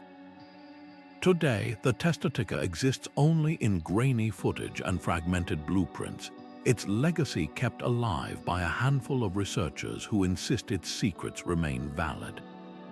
Modern attempts to recreate it have yielded mixed results, with some experimenters reporting strange anomalies, unexplained voltage spikes, equipment behaving erratically near the devices, but nothing matching the original's alleged output. The most compelling theory, that the machine tapped into a subtle electromagnetic resonance with Earth itself, a concept mainstream physics still struggles to quantify. What makes the tester-ticker so haunting isn't just the possibility of free energy. It's the pattern it completes, another invention too disruptive to tolerate, another group of outsiders silenced, another truth buried under layers of ridicule and bureaucracy. The next time you pay an electric bill, consider this. The technology to render it obsolete might not lie in some futuristic lab. It might be gathering dust in a Swiss barn, waiting for a world brave enough to ask the right questions. John Searle's workshop was a symphony of whirring metal and crackling energy, a place where the impossible seemed to dance at his fingertips. In the 1960s, this British engineer unveiled a device so audacious it threatened to rewrite the laws of physics, the Searle effect generator. At its heart were concentric rings of layered metals and magnets, arranged with precision to create what Searle called a self-sustaining energy loop. When activated, witnesses claimed the rings would begin rotating on their own, accelerating to incredible speeds without any apparent power source, even levitating off the ground as if gravity itself had been dialed down. The implications were staggering. A machine that could generate limitless electricity, propulsion, or both, with zero fuel and no emissions. To the energy industry, that wasn't innovation, it was a declaration of war. The science behind the generator remains hotly debated, but Searle's explanations pointed to something he termed the rolling magnetic wave. Unlike conventional motors that fight against magnetic resistance, his design allegedly harnessed the natural repulsion between carefully arranged magnets, creating a cascading effect that perpetuated motion. Independent engineers who examined early prototypes reported anomalous temperature drops around the device, strange electromagnetic readings, even claims of localized gravity distortion. But what turned heads wasn't just the physics, it was the generator's sheer output. In one demonstration, Searle claimed his device powered an entire house for weeks with no connection to the grid. That's when the authorities took notice. The crackdown was swift and brutal. In 1982, Searle was arrested under bizarre charges of theft of electricity, a legal paradox since his device allegedly generated its own power. Police raided his lab, confiscating prototypes, blueprints, and years of research. The official explanation that he'd tampered with local power meters. But those familiar with the case noted the glaring inconsistencies. No stolen electricity was ever documented. No evidence of fraud surfaced, yet the damage was done. Searle spent years battling legal hurdles while his life's work sat in evidence lockers, gathering dust. By the time he regained partial access, critical components of his designs had mysteriously vanished. What makes the Searle effect generator so provocative isn't just the question of whether it worked. It's the pattern of suppression that followed. Mainstream science dismissed it as a perpetual motion fantasy. Yet declassified Cold War documents reveal a curious detail. Soviet and U.S. military researchers both pursued similar magnetic propulsion systems in secret. Even NASA recent experiments with impossible electromagnetic drives, thrusters that seem to defy conservation of momentum, echo Searle's claims. The difference, those projects enjoy billion-dollar budgets and classified status, while Searle, an outsider without institutional backing, was left to fight for credibility in courtrooms instead of labs. Searle's later years were marked by quiet persistence. He rebuilt some of his devices from memory, demonstrating scaled-down versions to small audiences. Skeptics pointed to inconsistencies, but a core group of researchers remained convinced his effect was real, just misunderstood. Modern attempts to replicate it have yielded tantalizing glitches, unexplained energy spikes, anomalous thrust in vacuum tests, even fleeting moments of anti-gravitic lift. None match Searle's original claims, but the anomalies persist, hinting at a physics we've yet to formalize. The real tragedy here isn't just a confiscated machine or a silenced inventor. It's the systemic reflex to crush what it can't immediately comprehend. Imagine a world where Searle's generator had been rigorously tested instead of seized, where magnetic propulsion systems dotted the landscape, rendering fossil fuels obsolete decades ago. That future wasn't lost to bad science. It was buried by the very institutions tasked with advancing it. And the most unsettling question lingers. How many other SEALs are out there, their breakthroughs gathering mold in evidence lockers while the world burns through its last drops of oil? The answer might lie not in textbooks, but in the gaps between what we're told is possible and what we've been forbidden to see. Picture a hospital room unlike any you've seen before. No scalpels, no needles, just a softly glowing chamber where patients emerge with wounds healed and diseases reversed, all without drugs or surgery. This isn't science fiction. Persistent whispers from military insiders and retired researchers suggest holographic healing chambers have existed for decades, using precisely tuned frequencies of light and sound to stimulate the body's innate regenerative abilities. Imagine broken bones mending in days, organs repairing themselves, even nerve tissue regrowing as if the body had accessed some hidden blueprint for perfect health. The technology sounds miraculous, but the real mystery isn't how it works, it's why you've never heard of it. The science behind these alleged chambers pulls from cutting-edge biomedicine and ancient healing traditions alike. Modern studies confirm certain light wavelengths can accelerate tissue regeneration. NASA uses red light therapy to keep astronauts' muscles from deteriorating in space. Sound frequencies, too, have been shown to influence cellular behavior, with ultrasound now used to break up kidney stones and even stimulate bone growth. Combine these principles with holographic projection, and you have a system that could theoretically map healthy tissue patterns onto damaged areas, guiding cells to rebuild with astonishing precision. Declassified Soviet experiments from the 1980s hint at such devices, with reports of soldiers' burns vanishing after exposure to acoustic optic fields. Yet despite these tantalizing clues, mainstream medicine dismisses the idea as fantasy. Follow the money, and the suppression begins to make sense. A single device capable of replacing surgeries, pharmaceuticals, and long-term rehabilitation would collapse the multi-trillion-dollar healthcare industry overnight. Consider the fate of Dr. Andrija Puharich, a pioneering researcher who claimed in the 1970s to have developed a sound-based healing system.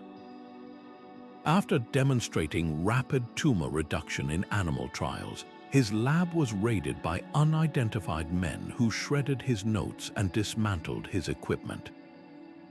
His colleagues attributed it to corporate espionage, noting that Puharich's work threatened both drug companies and the nascent radiation therapy market. Similar stories plague researchers today. Those studying frequency-based healing report sudden funding cuts, mysterious data breaches, or careers derailed by accusations of pseudoscience. The military's potential involvement adds another layer of secrecy. Patents filed by defense contractors reference directed energy tissue regeneration devices, with one Lockheed Martin document describing a holographic medical pod that uses resonant frequencies to accelerate cellular repair. If such technology healed battlefield injuries in hours instead of months, its strategic value would be immeasurable and its classification level unsurpassable. This mirrors historical precedents like radar or GPS, which were hidden from the public for decades after military adoption. The difference, those technologies eventually trickled down to civilian use. Healing chambers, if real, remain locked away, leaving us to wonder how many lives could have been saved. Perhaps the most unsettling evidence lies in the anomalies that slip through the cracks. In 2014, a German clinic made headlines for treating chronic pain with a device emitting holographic sound patterns, achieving results that baffled conventional doctors. The inventor vanished midway through clinical trials, and the research was abruptly retracted. Similarly, a retired aerospace engineer recently came forward with blueprints for a bioresonance chamber he claims was used to treat classified operatives, complete with testimonies from alleged patients. These fragments suggest a chilling possibility that the divide between alternative and suppressed medicine isn't about efficacy, but about who controls the right to heal. The holographic healing chamber represents more than just forbidden technology. It's a litmus test for how we define progress. When ancient cultures spoke of healing temples where light and sound restored vitality, we called them myths. Now that science inches toward the same discoveries, we're told they're impossible. The truth may lie somewhere in between, in the shadowy gap where breakthroughs go to die if they challenge too many powerful interests. Until that changes, real healing might remain the most carefully guarded secret of all. The glass beaker in Dr. Vladimir Poppenin's lab held nothing but distilled water, or so it seemed. In the 1990s, this Russian quantum biologist made a claim that sent shockwaves through the scientific community. Even after removing all physical traces of DNA from water samples, something lingered. Instruments picked up faint electromagnetic imprints, as if the genetic material had left behind a ghostly blueprint. Poppenin called it the phantom DNA effect, and if his experiments were correct, they hinted at a hidden layer of biology, one where information could outlast the molecule that carried it. To homeopaths, this was validation. To skeptics, it was heresy disguised as science. But the real question wasn't just whether the effect was real. It was why the mere possibility sparked such fury. The mechanics behind phantom DNA sound like something from the fringe, but they pull from legitimate, if controversial, science. Poppenin's team used a process called dynamic light scattering, firing lasers into water that had previously held DNA strands. Even after rigorous filtration, the liquid scattered light in patterns eerily similar to when the DNA was physically present. The implication that water might remember the structure of substances it once contained, storing their electromagnetic signatures like a biological hard drive. This wasn't entirely unprecedented. Nobel laureate Luc Montagnier, co-discoverer of HIV, later published findings suggesting highly diluted DNA could emit detectable electromagnetic waves, a claim that got him ostracized from mainstream virology. Homeopathy seized on these experiments as proof for its core principle, that water retains a memory of substances diluted to the point of absence. But here's where the science gets messy. Poppenin never claimed his research supported homeopathy, and critics rightly point out that his experiments lacked the controls to rule out contamination or equipment artifacts.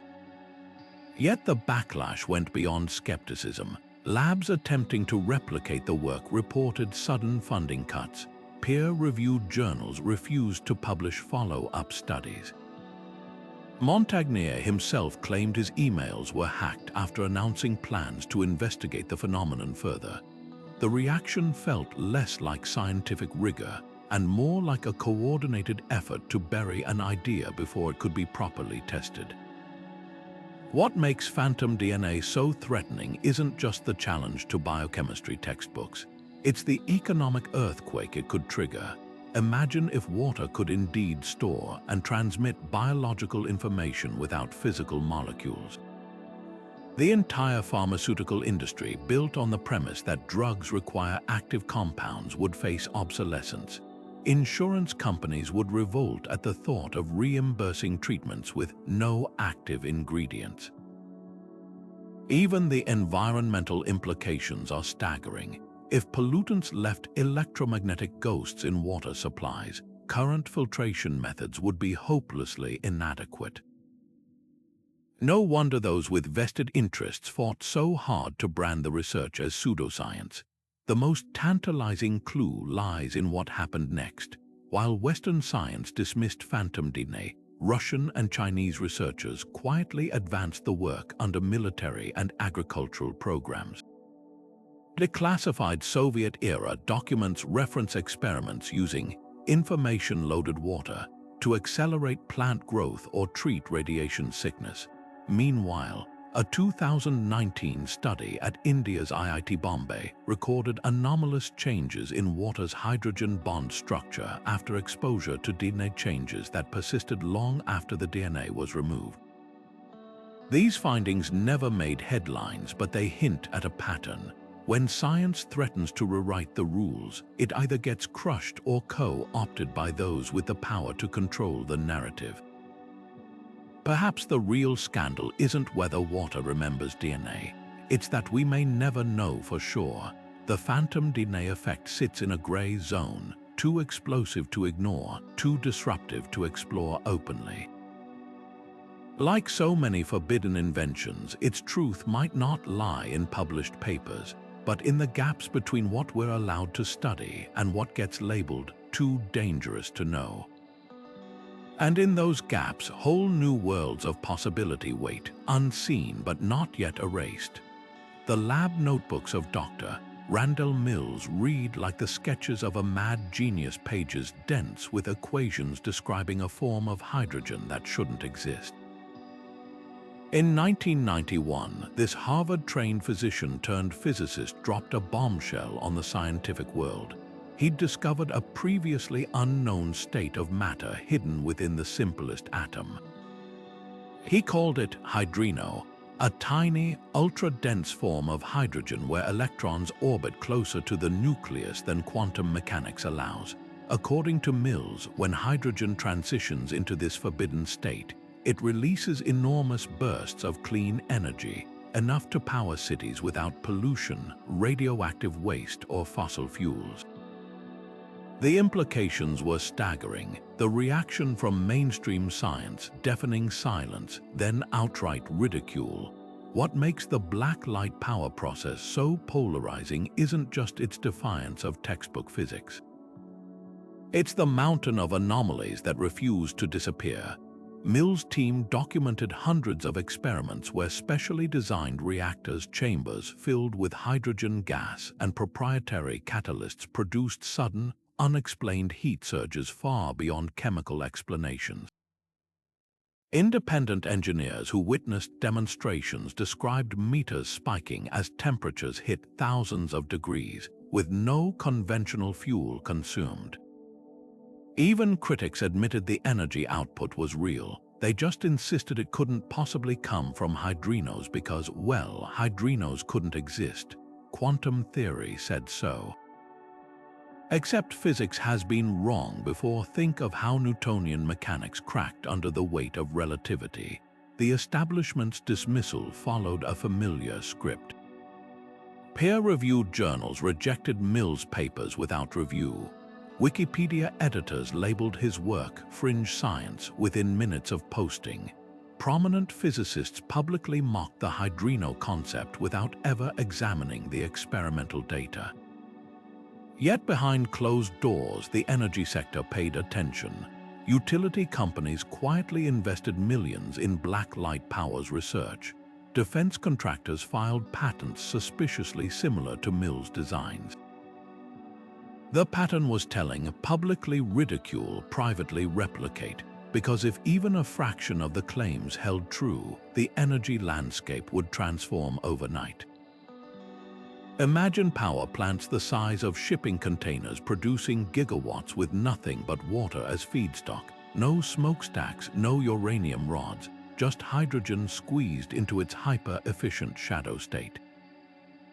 Skeptics aren't entirely wrong to question hydrinos. Mills' theories rewrite quantum mechanics in ways that make even open-minded physicists balk. But history's littered with breakthroughs initially dismissed as impossible. From continental drift to prions, those misfolded proteins now known to cause brain diseases. The scientific method demands skepticism, but also curiosity. What's striking isn't the lack of perfect proof for hydrinos. It's the refusal to seriously investigate anomalies that keep cropping up. When researchers at Rowan University replicated Mills' experiments in 2016, their mass spectrometers detected unexpected heavy hydrogen isotopes exactly where hydrinos should have left traces. The team stopped short of endorsing Mills, but their published conclusion was telling. unidentified reaction products consistent with predicted byproducts. Translation: something strange is happening and we can't explain it. The deeper scandal might not be whether hydrinos exist, but how badly we need them to. Climate change accelerates while fusion projects burn through billions with no viable reactor in sight. Meanwhile, black light power, renamed brilliant light power in a nod to its ambitions, claims to have working commercial prototypes. Former employees describe warehouse-sized reactors humming with enough output to light up small towns, though none have been independently verified. The company's timeline keeps slipping, fueling accusations of vaporware.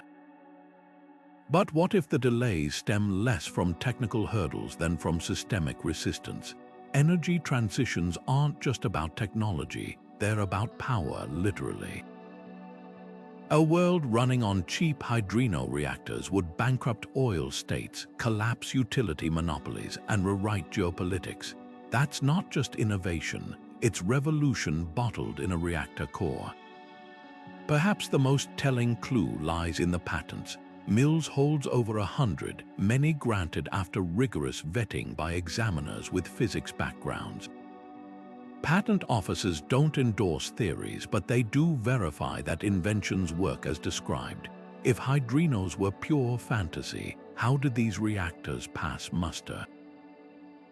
The answer might lie in the gap between legal proof and scientific consensus, one that's historically sheltered everything from radio waves to vaccines before acceptance. The tragedy isn't that black light power could be wrong. It's that we might never know for sure because the system is wired to dismiss what it can't immediately categorize. And in that dismissal, the future we desperately need might be slipping through our fingers, one unexplored anomaly at a time. Norman Dean's garage looked like the birthplace of either a revolution or a very convincing hoax. In the early 1960s, this unassuming American engineer demonstrated a device that sent shockwaves through the physics community, a small, unassuming machine he called the Dean drive. When activated, witnesses claimed the entire apparatus seemed to shudder and push against nothing, gliding across surfaces without any visible exhaust or propulsion. The implications were staggering. A reactionless drive that could propel spacecraft without fuel, violating Newton's third law, the foundational principle that every action must have an equal and opposite reaction.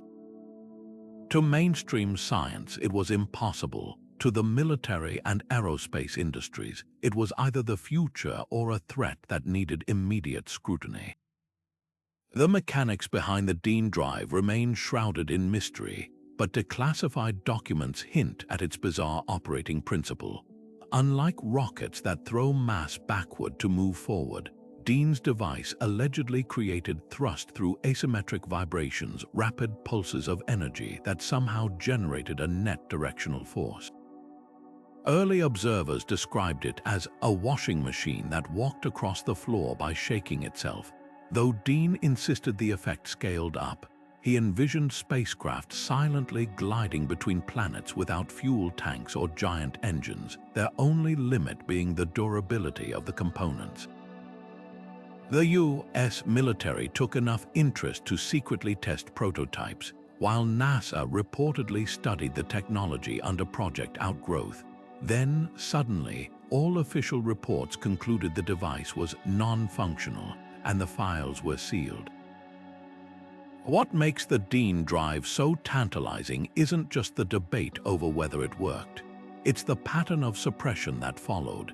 Independent engineers who examined Dean's patents noted odd similarities to later classified propulsion systems, like the inertial mass reduction, devices referenced in Pentagon UFO briefings. Even mainstream science acknowledges anomalies. Experiments with vibrating piezoelectric materials have produced minute, unexplained thrusts that defy conventional physics. The M-Drive, a controversial NASA-tested propulsion concept, echoes Dean's claims decades later, albeit with equally ambiguous results. The difference: Dean's work was buried before proper scrutiny, while modern experiments face relentless skepticism. The most unsettling question isn't about physics, it's about motive. Imagine a world where spacecraft didn't rely on explosive fuel or fragile solar sails. The trillion-dollar rocket industry would collapse overnight. Global superpowers would lose their monopoly on space access. Dean himself hinted at darker forces in interviews, claiming shadowy figures pressured him to abandon his research. Whether paranoia or fact, his story mirrors countless other inventors who challenged energy or propulsion norms only to find their work confiscated, discredited, or lost in bureaucratic limbo. Today, the Dean Drive exists as a footnote in aerospace history, dismissed as a curiosity. But in hidden corners of the internet, amateur physicists still pore over Dean's scant blueprints, trying to crack the code. Some report fleeting successes, devices that shudder oddly when powered just right, as if grazing the edge of a breakthrough. Others insist the entire concept is a dead end. Yet the deeper truth might lie not in the machine itself, but in the reaction it provoked. When an invention threatens to rewrite the rules, history shows us the establishment doesn't debate, it disappears. And in that vanishing act, we're left to wonder, was Dean wrong, or was he just too close to something they weren't ready to share? The answer, like the drive itself, might be hovering just out of reach. The caduceus coil hummed with a quiet intensity, its copper spirals pulsing with an energy that defied conventional medicine, patented in the late 1990s by Dr. Valerie Hunt. This unassuming device was said to harness something called scalar waves, a theoretical form of energy that exists outside the familiar electromagnetic spectrum. Unlike traditional medical equipment that zaps or cuts, the coil allegedly worked by harmonizing the body's own biofield, restoring balance at a cellular level. Patients who underwent sessions reported everything from chronic pain vanishing to wounds healing at accelerated rates. But what made the medical establishment recoil wasn't just the claims. It was the unsettling fact that Hunt's research suggested the coil could detect and correct illnesses before symptoms even appeared. Scalar waves occupy a strange limbo in physics, neither fully accepted nor entirely dismissed. Nikola Tesla first described them as longitudinal waves that move through space without losing strength, capable of transmitting energy and information instantaneously. Modern quantum field theory hints at similar phenomena, with experiments in non-local entanglement showing particles influencing each other across vast distances. The caduceus coil supposedly tapped into this hidden layer of reality, emitting subtle frequencies that resonated with the body's natural rhythms. Independent studies documented bizarre effects. Water exposed to the coil's field formed crystalline structures resembling those found in healthy cells, while cancer cultures showed reduced proliferation rates. Yet when Hunt sought FDA approval, her applications were rejected not due to failed trials, but because the mechanism lacked a recognized scientific basis. The backlash followed a familiar script. Clinics using the coil were raided under claims of fraudulent medical devices. Insurance providers refused to cover treatments, dismissing them as experimental. Even Hunt's academic colleagues distanced themselves, fearing career repercussions. But the most telling detail emerged from declassified military research. Documents from the U.S. Army's Project Jet, a little-known program exploring bioenergetic weapons, revealed startling parallels. Their experiments with scalar wave generators described identical physiological effects, accelerated tissue repair, altered neural activity, even suppressed pain responses. The same technology branded as quackery in civilian labs was being weaponized under national security exemptions. What makes the caduceus coil so provocative isn't just whether it worked, it's who stood to lose if it did.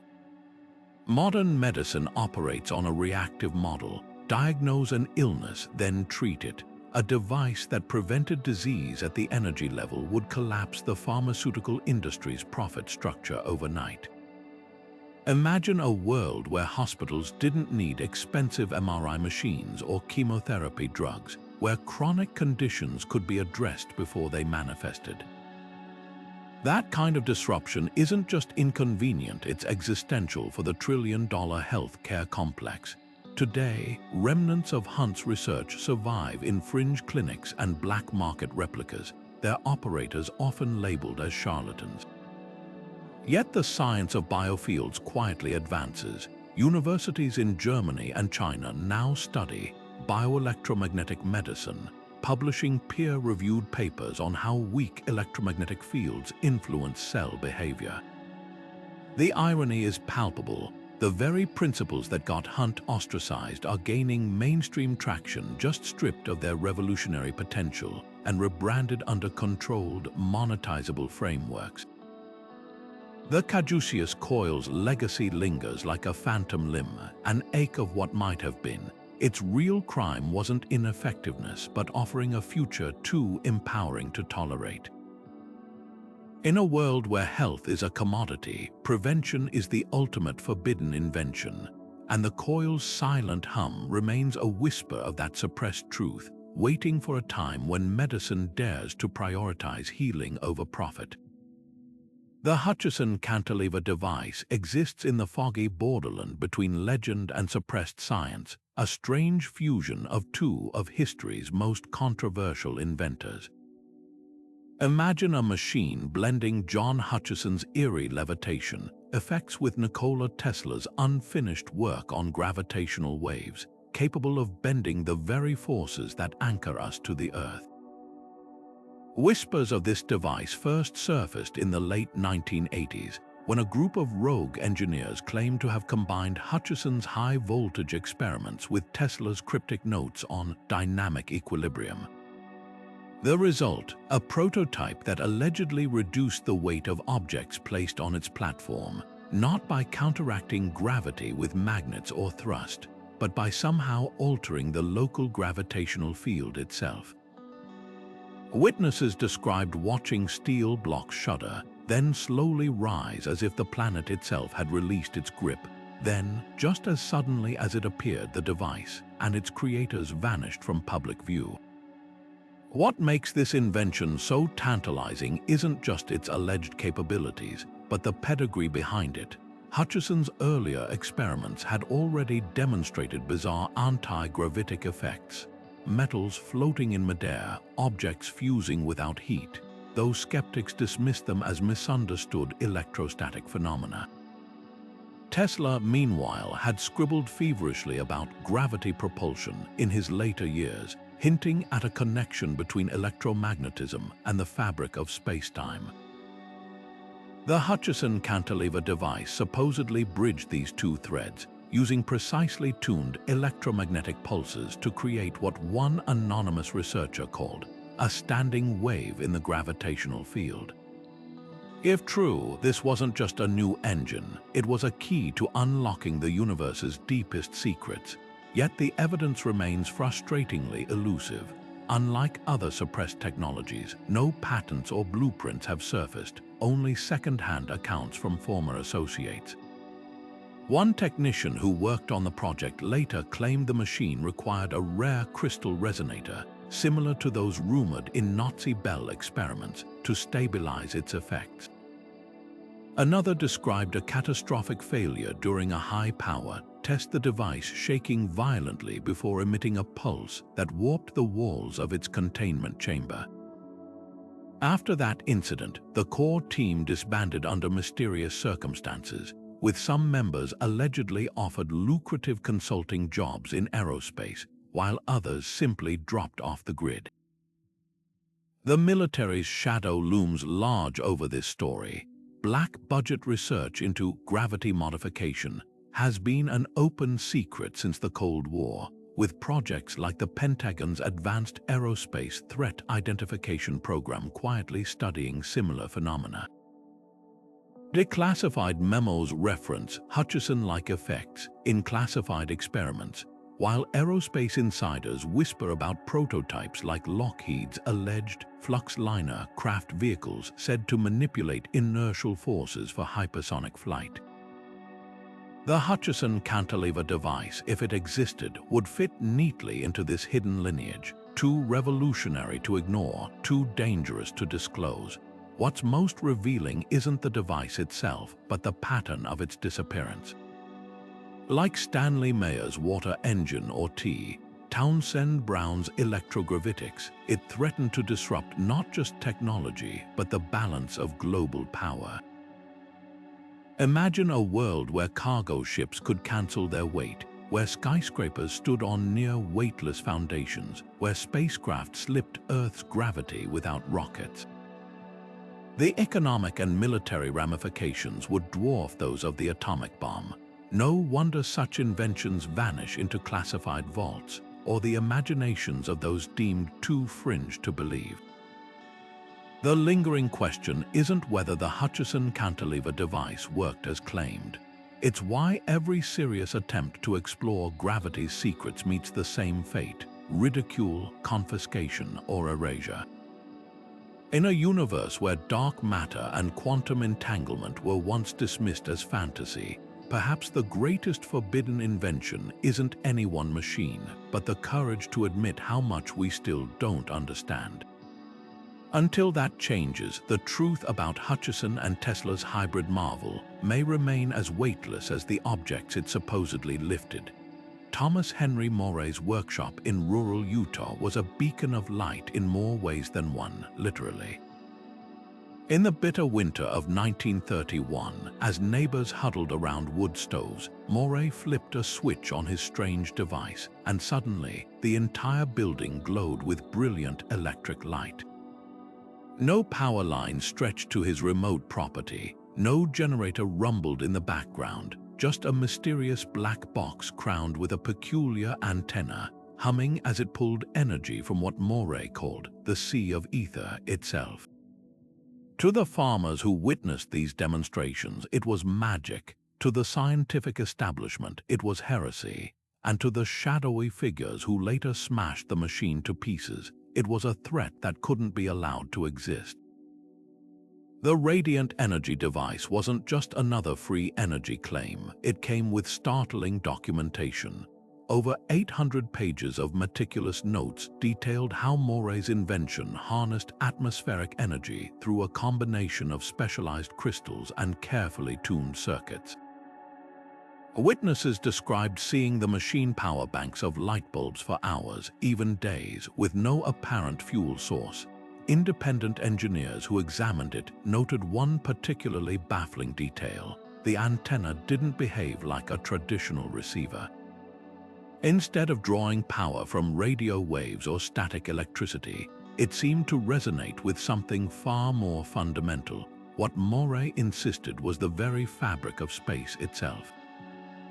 Modern physicists might recognize parallels with theories of zero-point energy or quantum fluctuations, but in the 1930s, such concepts were unimaginable to mainstream science. Violence followed Morey's breakthroughs like a dark shadow. In 1939, just as he prepared to demonstrate the device to potential investors, armed intruders stormed his lab. They didn't steal his research, they obliterated it, bludgeoning the delicate machinery with hammers before vanishing into the night. The message was clear: this technology wouldn't be commercialized, studied, or even discussed. Morey spent the next decades trying to rebuild, but each new prototype met with equally suspicious accidents, fires, thefts, even a near-fatal shooting during one botched burglary. The pattern was impossible to ignore. Someone wanted radiant energy buried, and they were willing to kill to ensure it stayed that way. Who stood to lose from Morey's invention? Follow the money. 1939 wasn't just the eve of World War II. It was the dawn of the electric utility monopolies. companies like General Electric and Westinghouse were busy wiring America, building fortunes on the promise of monthly power bills stretching into eternity. A device that pulled unlimited energy from thin air wouldn't just disrupt their business model, it would vaporize it. Even more dangerously, Morey refused to patent his work, fearing corporate sabotage. Without legal protections, his technology existed in a vulnerable gray zone, too revolutionary to ignore, too unprotected to survive. The most chilling aspect of this story isn't the violence or the suppression, it's the quiet persistence of Morey's legacy. Decades after his death, researchers examining his surviving schematics noticed eerie similarities to modern scalar wave experiments and quantum energy harvesters. Some of his crystal combinations, once dismissed as alchemy, now bear striking resemblance to materials used in advanced photovoltaics. The difference. Today's research occurs behind corporate firewalls and military classifications, carefully controlled and monetized. Morey's vision of free, decentralized energy remains as forbidden now as it was in that Utah workshop nearly a century ago, not because it didn't work, but because it worked too well for the wrong people. John Keely's workshop in 19th century Philadelphia was a symphony of the impossible. Tubes of glass and metal snaked across the walls, converging at a central device he called the Liberator, a machine he claimed could tap into the very fabric of the universe. With a dramatic flourish, Keely would place a single drop of water into its chamber, and moments later, the room would shudder as pistons slammed with enough force to bend iron bars. No steam, no electricity, no visible power source, just a man who insisted he'd unlocked the secrets of etheric force, an invisible energy flowing through all things. To the wealthy investors who flocked to his demonstrations, it was the future. To the physicists who studied his claims, it was either genius or the most elaborate hoax of the industrial age. Keely's theories were as poetic as they were perplexing. He spoke of vibratory sympathy, the idea that every element in nature from iron to water resonated at a precise frequency. His machines, he claimed, harmonized with these frequencies, coaxing energy from the luminiferous ether, a hypothetical substance then believed to permeate space. Modern physicists would scoff at the concept, but in Keely's era, the ether was still a legitimate scientific hypothesis. What set him apart wasn't just his ambition, it was the sheer scale of his demonstrations. Witnesses reported seeing his devices shatter boulders with sound, levitate metallic spheres, and even produce eerie, music-like tones that seemed to trigger mechanical motion. One journalist described the experience as watching gravity itself dance to Keely's tune, yet the closer skeptics looked, the more cracks appeared. When the Scientific American dispatched an investigator in 1884, they uncovered hidden tubes and compressed air lines snaking beneath Keely's lab floor. Critics accused him of orchestrating an elaborate ruse, using concealed pneumatics and sleight of hand to simulate his effects. The fact that Keely refused to submit his designs for peer review only fueled suspicions. Even his financial backers grew restless after siphoning millions in today's dollars from investors, including railroad tycoons and politicians. He'd failed to produce a single commercial device. By the time of his death in 1898, his reputation lay in ruins, his notes burned, and his secrets supposedly lost to history. But here's where the story twists. Decades later, researchers revisiting Keely's scattered writings noticed eerie parallels to emerging science. His descriptions of atomic vibrations foreshadowed quantum mechanics' wave-particle duality. His insistence that energy could be extracted from water predated modern hydrogen fuel research. Even his bizarre claims about acoustic levitation, found validation in 21st century experiments using ultrasonic waves to suspend objects in midair. Was Keely a fraud who stumbled onto real physics by accident? Or did he genuinely discover something profound, only to have his work sabotaged by an establishment unwilling to entertain ideas they couldn't monetize or weaponize? The Keely motor's legacy lingers in the shadows of both conspiracy and cutting-edge science. Black-budget military projects have long explored non-conventional propulsion, with declassified documents referencing harmonic resonance and zero-point energy extraction, terms that sound ripped from Keely's notebooks. Meanwhile, modern inventors replicating his experiments report strange anomalies: water behaving unpredictably under specific frequencies, metals exhibiting temporary weight loss when exposed to precise sound waves.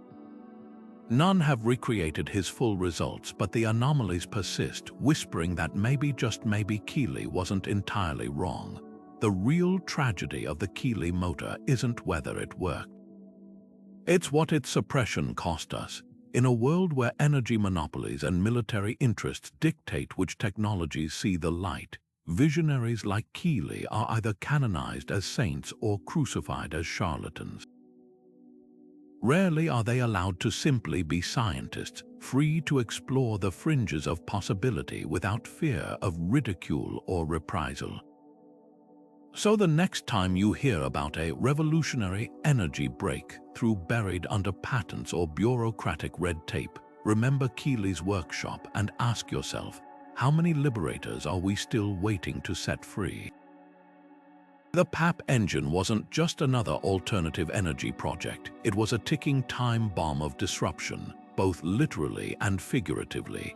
In the early 1970s, Hungarian-American inventor Joseph Papp unveiled a radical new type of engine that defied every rule of thermodynamics. Instead of burning fossil fuels or relying on nuclear reactions, his device ran on a sealed mixture of inert gases helium, neon, argon, that allegedly expanded and contracted in a self-sustaining cycle, producing enough force to power vehicles indefinitely without refueling. The implications were staggering: a zero-emission engine with no moving parts, no exhaust, and theoretically, no limit to its runtime. But just as Papp prepared to demonstrate a prototype to investors, the unthinkable happened. His lab erupted in a fireball so violent it reduced his life's work to ashes with him inside. Eyewitness accounts of the Papp engine's capabilities read like science fiction. During a closed-door test in California, observers claimed a modified Volkswagen Beetle equipped with the device ran for days on nothing but its inert gas mixture, its engine block remaining eerily cool to the touch. Even more baffling, the gases inside the sealed chambers exhibited bizarre behavior under pressure, emitting bursts of radiation and producing traces of unknown isotopes, effects Papp insisted were evidence of low-level nuclear reactions occurring at room temperature. Skeptics dismissed it as a hoax, but the U.S. Patent Office granted Papp multiple patents, and independent engineers who examined early prototypes admitted they couldn't explain the anomalous energy output. The engine didn't just challenge conventional physics, it threatened to dismantle the entire energy economy overnight. The circumstances surrounding Papp's death raise unnerving questions. The explosion that killed him in 1989 wasn't some gradual chemical fire. It was a detonation powerful enough to shatter windows blocks away, yet oddly confined to his workspace. Investigators noted the blast pattern suggested a shaped charge, not an accidental gas leak. Even stranger, critical blueprints and prototype components vanished from the wreckage, along with a set of journals detailing his theories on controlled inert gas implosions. Papp had been vocal about threats from oil interests in the weeks before his death, telling colleagues his phone was tapped and his mail had been tampered with. While official reports blamed a flammable gas buildup, those close to him pointed to a darker truth. The Papp engine didn't fail, it was too successful to survive. What makes this invention so haunting isn't just the mystery of its suppression, but the science that might explain it. Modern research into LENR, low-energy nuclear reactions, has uncovered similar anomalies, certain metal-gas combinations producing excess heat without radioactive byproducts. NASA and the U.S. Navy have quietly studied the phenomenon, with some experiments showing energy outputs exceeding chemical explanations. Papp's engine might have been a crude precursor to this controversial field, harnessing nuclear forces without the dangers of traditional fission. But here's the catch: LENR research remains chronically underfunded, its researchers marginalized as fringe scientists. The parallels are impossible to ignore. Just as Papp's work was buried, modern alternatives to big oil face the same institutional roadblocks. The tragedy of the Papp engine isn't merely a lost invention, it's a blueprint for how disruptive technologies are neutralized. From Tesla's wireless energy to Stanley Mayer's water engine, the pattern repeats. Revolutionary ideas are tolerated only until they threaten entrenched power structures. Then, whether by accident or design, they vanish. Today, replicas of Papp's design occasionally surface in garage workshops and underground research circles, their builders chasing the same elusive dream of clean, limitless power. But without Papp's missing notes or the original gas formulations, the secret may remain forever out of reach, a ghost of what could have been, lingering in the wreckage of a lab that burned too brightly to last. The Hyde Generator hummed to life in a small Texas workshop, its polished metal casing vibrating with a rhythm that seemed to defy conventional physics. Invented by Wesley Hyde in the late 1970s, this unassuming device about the size of a car battery was said to do the impossible, produce more energy than it consumed. Witnesses described watching its array of spinning magnets and copper coils generate enough electricity to power entire households, with no fuel input beyond an initial startup surge. Engineers who examined it swore the effect wasn't perpetual motion, just a clever harnessing of magnetic fields that mainstream science had overlooked. Yet despite passing independent tests and drawing interest from overseas investors, Hyde's invention vanished almost as suddenly as it appeared. The question isn't whether it worked. It's who stood to lose if the world found out. Magnetic generators occupy a controversial space in physics, not quite breaking the laws of thermodynamics, but bending them in ways that make experts uncomfortable. Hyde's design exploited a phenomenon called parametric resonance, where carefully timed pulses of energy amplify a system's natural oscillations. Think of pushing a child on a swing at just the right moment to make them soar higher with less effort. Hyde claimed his generator did something similar with magnetic fields, using precise alignments of neodymium magnets to create a feedback loop that boosted electrical output. Skeptics dismissed it as a glorified flywheel, but the numbers told a different story. During a 1982 demonstration for a team of utility engineers, the device reportedly produced 200% of its input energy, a result so alarming that the testers demanded Hyde dismantle it immediately, citing safety concerns. The backlash followed a now familiar script. Patent offices suddenly demanded impossible levels of documentation. Local newspapers ran hit pieces labeling Hyde a fraud, despite never testing the generator themselves. Most telling, a delegation from a major oil company offered to buy the invention outright, not to develop it, but to shelve it indefinitely. Hyde refused, only to find his workshop burglarized weeks later, critical components stolen and blueprints smeared with chemicals to render them unreadable. The message was clear: some innovations are too dangerous to exist outside controlled channels. What makes the Hyde Generator so unsettling isn't just its suppression, it's the quiet persistence of its legacy. Modern over-unity devices, from the Lutech 1000 to the Perendev motor, echo Hyde's principles, boasting similar claims of excess energy from magnetic interactions. None have achieved mainstream acceptance, but the pattern is impossible to ignore. Declassified DARPA files reference magnetic amplification research as far back as the Cold War, while aerospace giants quietly patent eerily similar designs under vague labels like kinetic energy harvesters. The difference: these projects operate behind layers of corporate secrecy and government classification, their outputs carefully measured in watts rather than household impacts.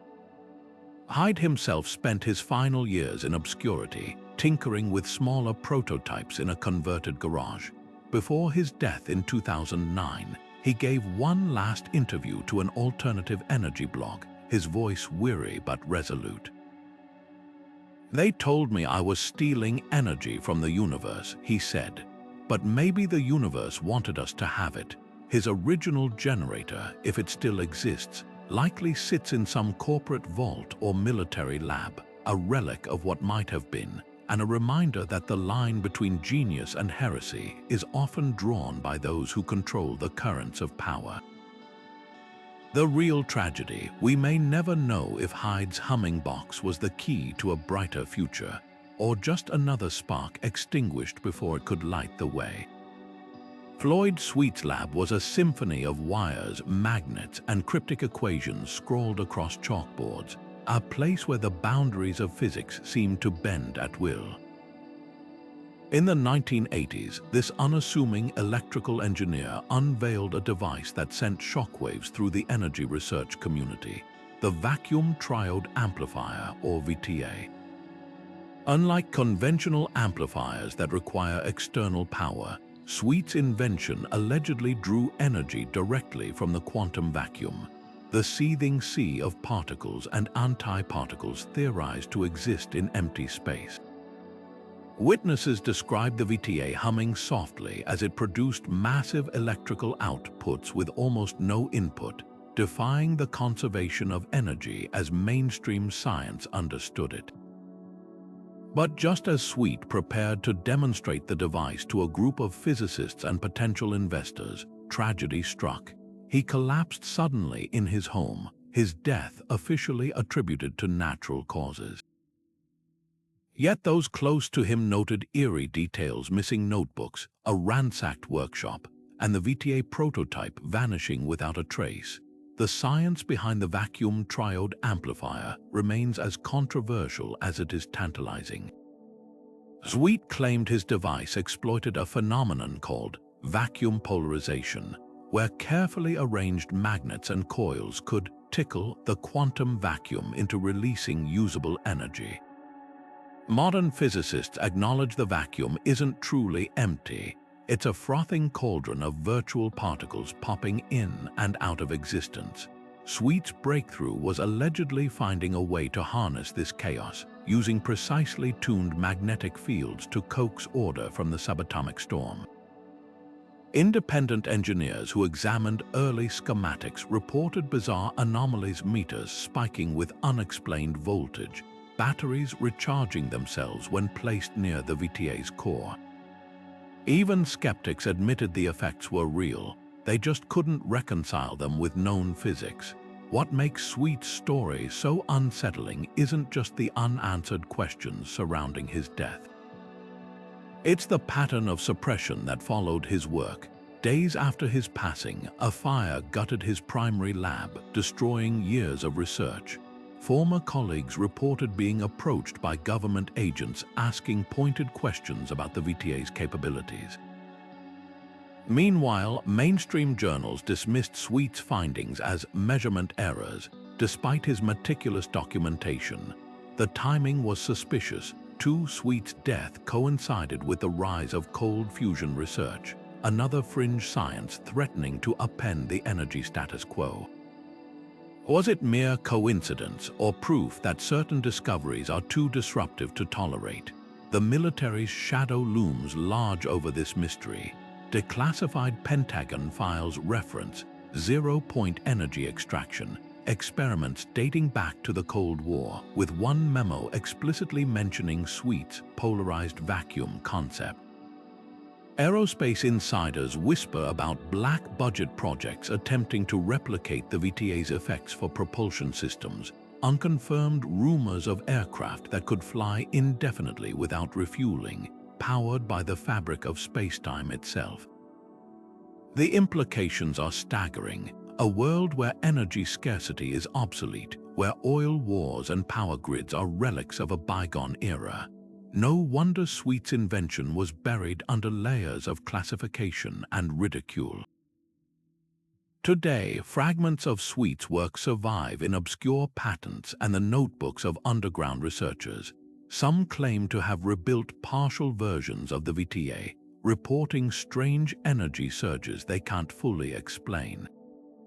Others insist the device was a hoax, its effects the result of hidden capacitors or clever trickery. But the most haunting question isn't whether Sweet cracked the code of vacuum energy. It's why the scientific establishment and the powers that fund it seem so determined to ensure we never find out. In a universe teeming with unseen energy, the greatest forbidden invention might not be a machine, but the courage to admit how much we still don't understand. Sweet's legacy lingers like a shadow on the edge of physics, a reminder that some truths are too dangerous to see the light. The Hans Kohler magnetstromapparat crackled to life in a dimly lit Berlin laboratory, its array of copper coils and peculiar magnets humming with an energy that shouldn't have existed. This unassuming device, built by a little-known German engineer in the 1920s, allegedly produced electricity without any moving parts, fuel, or external power source. Just a carefully arranged configuration of magnets and windings that defied every known law of electromagnetism. When British intelligence agents stumbled upon Kohler's work after World War II, their declassified reports read like science fiction, a machine that generated power from space energy, with outputs exceeding its inputs by orders of magnitude. The files confirm the device existed. They confirm it was tested. What they don't explain is how a Nazi-era invention threatened to rewrite physics, or why its secrets were abruptly buried. Kohler's design was deceptively simple on the surface. Two parallel coils wound around a core of unusual alloy, connected to a series of magnets arranged in a precise geometric pattern. But the behavior of these components baffled everyone who studied them. Unlike conventional generators that rely on motion to induce current, the magnetstromapparat sat perfectly still while producing measurable voltage. British scientists who examined it noted eerie anomalies. The magnets seemed to lose their strength over time, as if the device was somehow consuming their magnetic fields to produce electricity. Even more perplexing, the output didn't decay as predicted by physics. Instead, it pulsed in irregular surges, as though tapping into an invisible energy source that ebbed and flowed independent of the apparatus itself. The military's interest in Kohler's invention wasn't academic. Declassified MI5 documents reveal urgent communiques between British and American intelligence, speculating whether the magnetstromapparat could power Nazi submarines indefinitely, a terrifying prospect for Allied forces. Post-war interviews with Kohler himself only deepened the mystery. The engineer claimed his inspiration came from studying ancient Hindu texts describing pranic energy, and that his device merely channeled a force modern science hadn't yet quantified. Skeptics dismissed this as mystical nonsense, but the numbers were harder to ignore. Independent tests at the University of Berlin in 1925 recorded outputs of 45 millivolts, tiny by modern standards, but impossible for a passive device with no apparent energy source. What makes the magnetstromapparat so unsettling isn't just its defiance of physics. it's the fate of its research. After the war, British intelligence confiscated Kohler's prototypes and notes, classifying them under the Official Secrets Act. The handful of scientists allowed to study the device were reportedly strongly discouraged from publishing their findings. By the 1950s, all traces of the project vanished from public records, resurfacing only in fragmented declassified memos with entire pages redacted.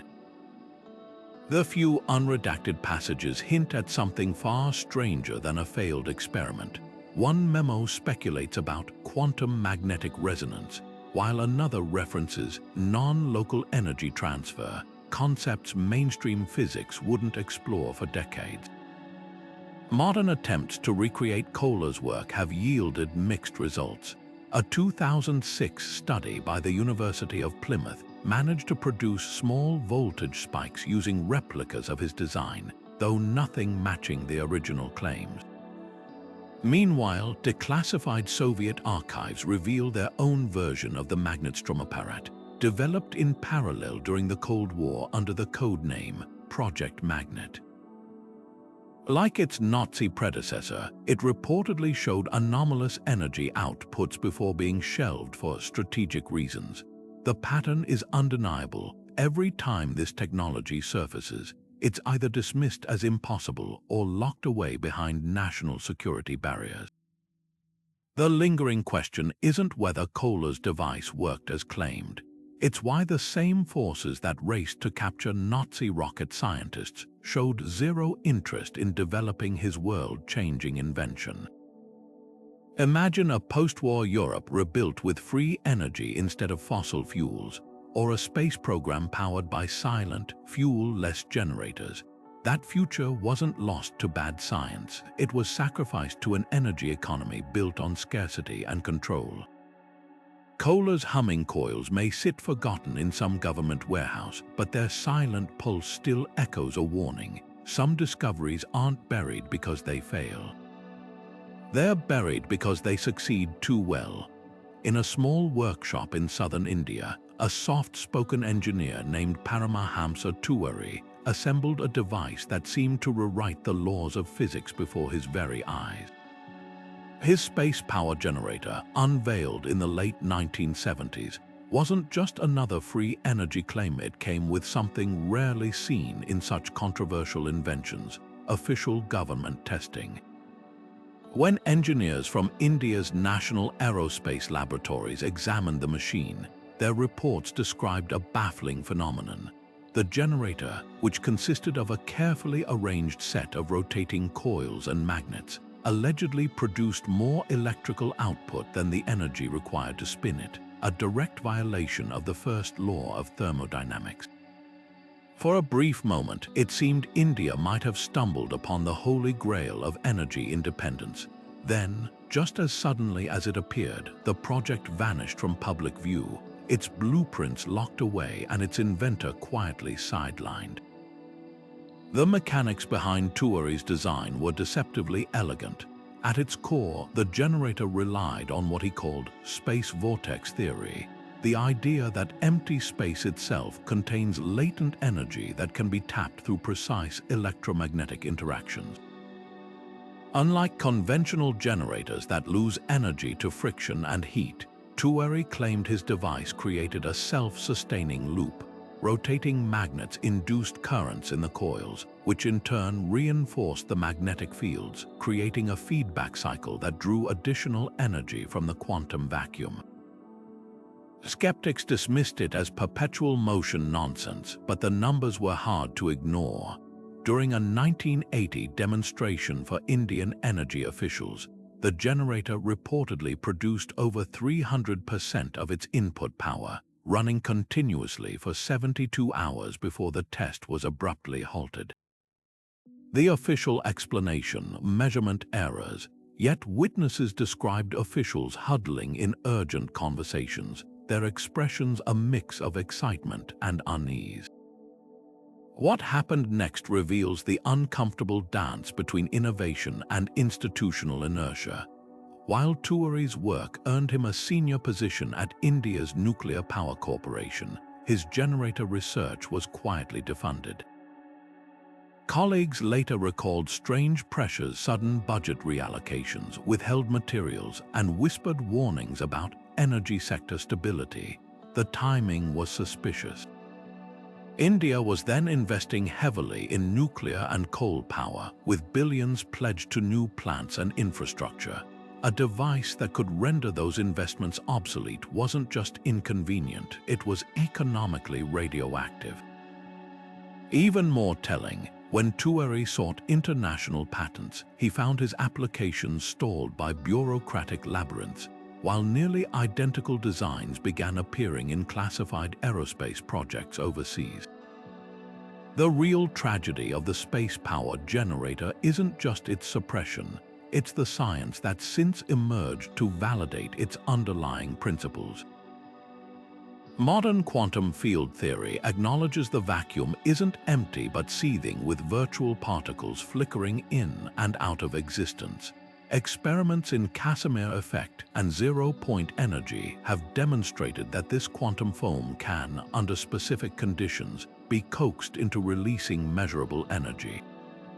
Tueri's space vortex concept now finds eerie echoes in cutting-edge physics papers exploring rotating electromagnetic vacuum states, the difference. Today's research occurs in fortified labs funded by defense contractors, not in Indian workshops open to public scrutiny. Tueri spent his final years in quiet defiance, publishing papers and refining his theories despite institutional cold shoulders. Before his death in 2017, he gave one final interview, his voice tinged with weary resolve. "They called it impossible because they couldn't afford for it to be real," he said.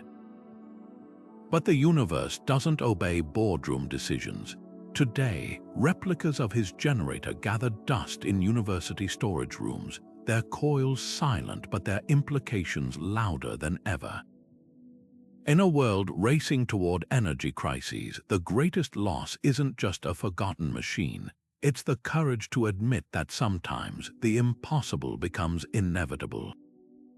The only question left is how many more breakthroughs we'll bury before we're desperate enough to dig them up.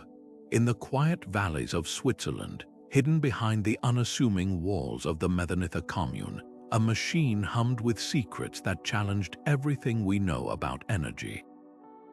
The Testatica, crafted by Paul Baumann in the 1950s, wasn't just another oddity from the fringes of science. It was a polished brass and glass enigma that allegedly drew power from the very air itself.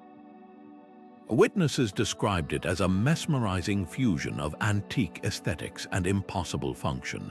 Rotating discs, crackling Leyden jars, and a web of copper wires that somehow produced enough electricity to light entire rooms without batteries, fuel, or any visible connection to an external source.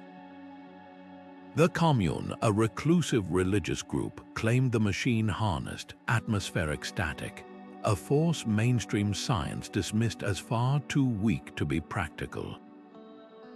Yet for decades, the Testatica kept their lights on, their tools running, and their kitchens humming, all while the outside world remained oblivious or skeptical. What sets the Testatica apart from other free energy claims is the sheer longevity of its operation. Unlike one-off demonstrations that vanish amid accusations of fraud, Baumann's machine reportedly ran continuously for years, maintained by the commune's engineers who guarded its secrets with near religious fervor. Visitors, mostly curious researchers and occasional journalists, were allowed to observe but never touch.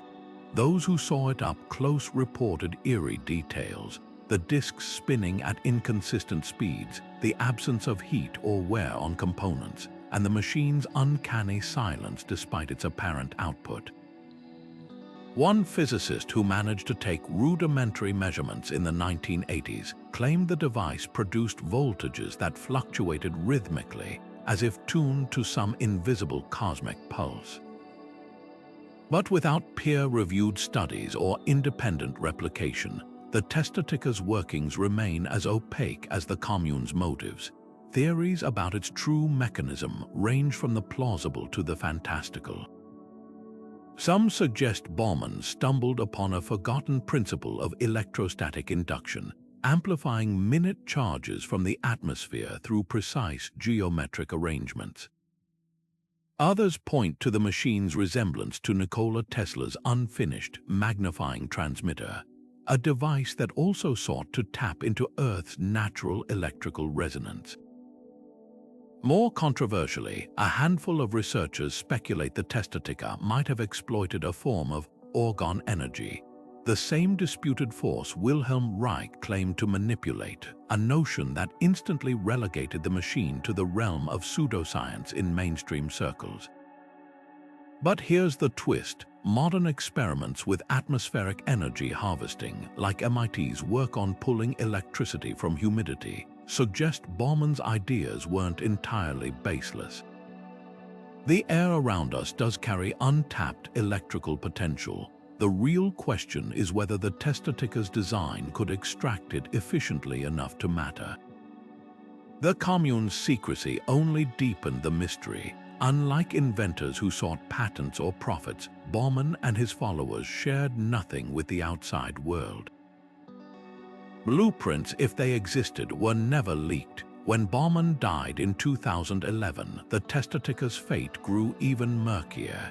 Rumors swirled that the machine was dismantled, its components scattered or buried to prevent scrutiny. Skeptics argue this secrecy proves fraud. Why destroy a world-changing invention? Yet history offers another explanation. From Tesla's confiscated papers to Stanley Mayer's abrupt demise, the pattern is clear. Technologies that threaten energy monopolies rarely survive unmolested.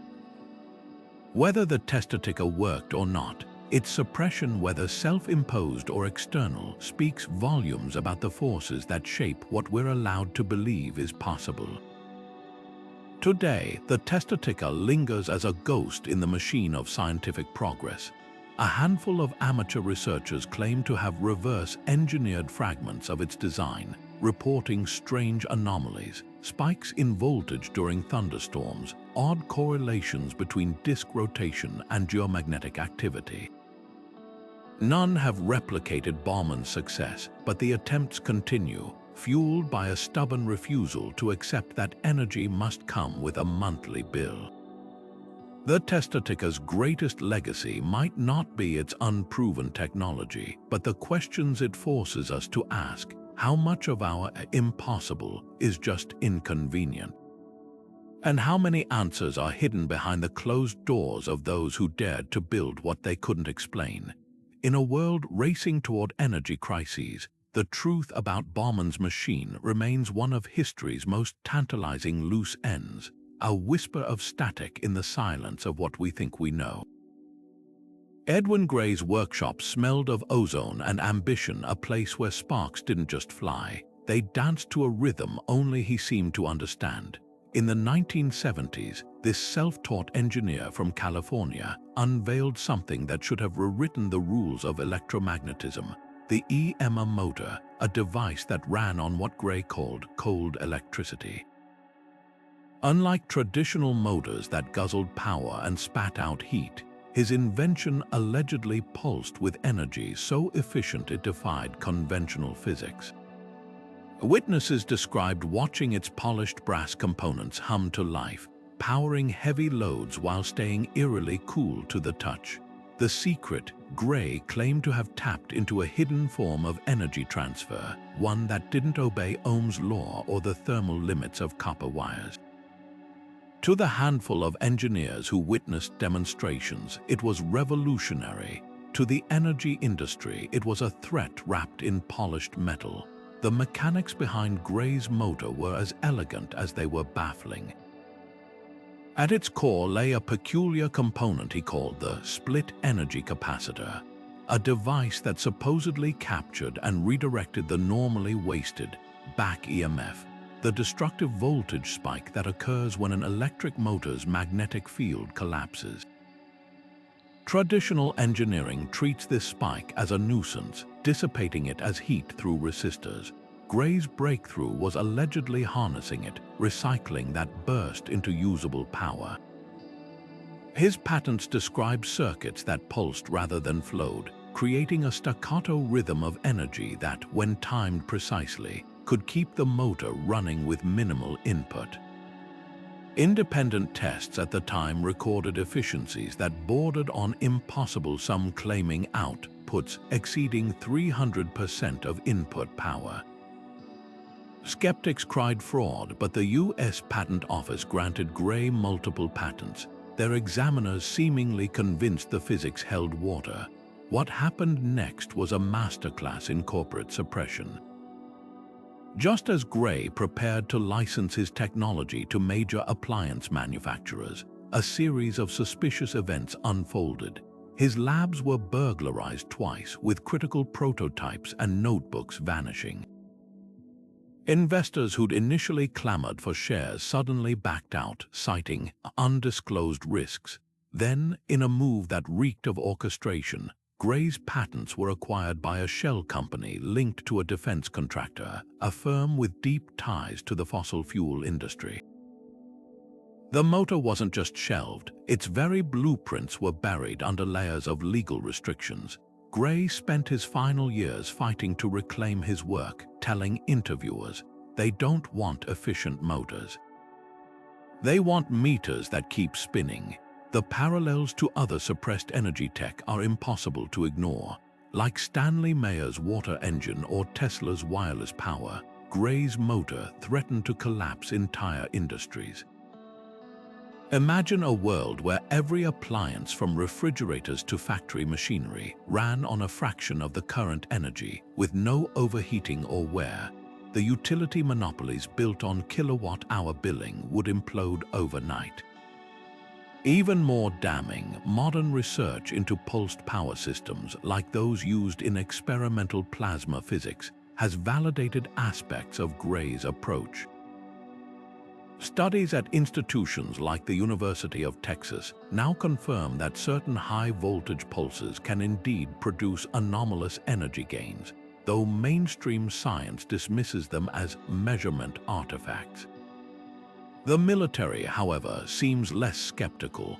Declassified DoD documents reference non-linear energy conversion, devices with uncanny resemblances to Gray's patents, hinting that his invention might not have been abandoned, just relocated to classified labs. Gray's legacy lingers in the shadows of both conspiracy and cutting-edge engineering. Replicas built by underground researchers occasionally surface online, their builders reporting strange efficiencies they can't fully explain.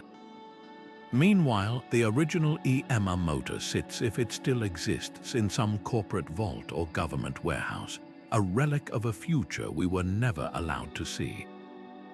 The real tragedy isn't just the loss of Gray's invention. It's the pattern it reveals. When innovation threatens power in the literal sense, the system doesn't debate.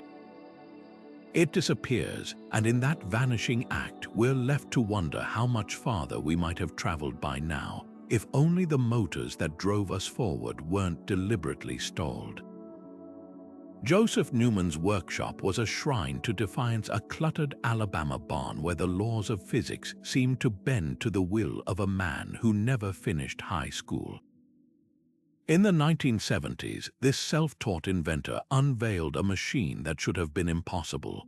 A 5-ton brass and copper behemoth, he claimed, could run indefinitely without fuel or external power. The Joseph Newman energy machine wasn't just another perpetual motion fantasy. It came with stacks of handwritten equations, sworn affidavits from engineers, and even a live demonstration on national television where it powered lights and motors for hours. Yet when Newman petitioned the U.S. Patent Office, he wasn't just rejected, he was ridiculed, his life's work dismissed as the ramblings of a deluded amateur. But buried in the scorn was a haunting question.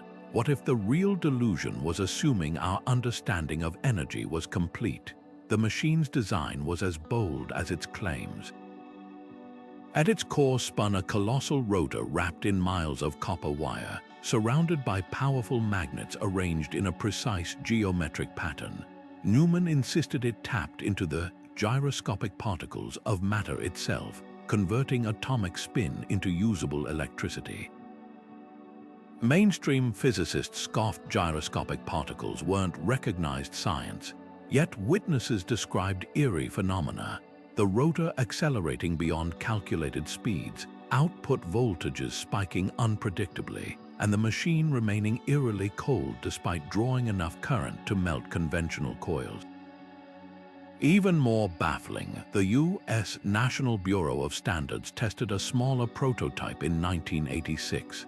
Their official report conceded the device produced anomalous energy outputs they couldn't explain, though they hastily added it likely resulted from measurement errors.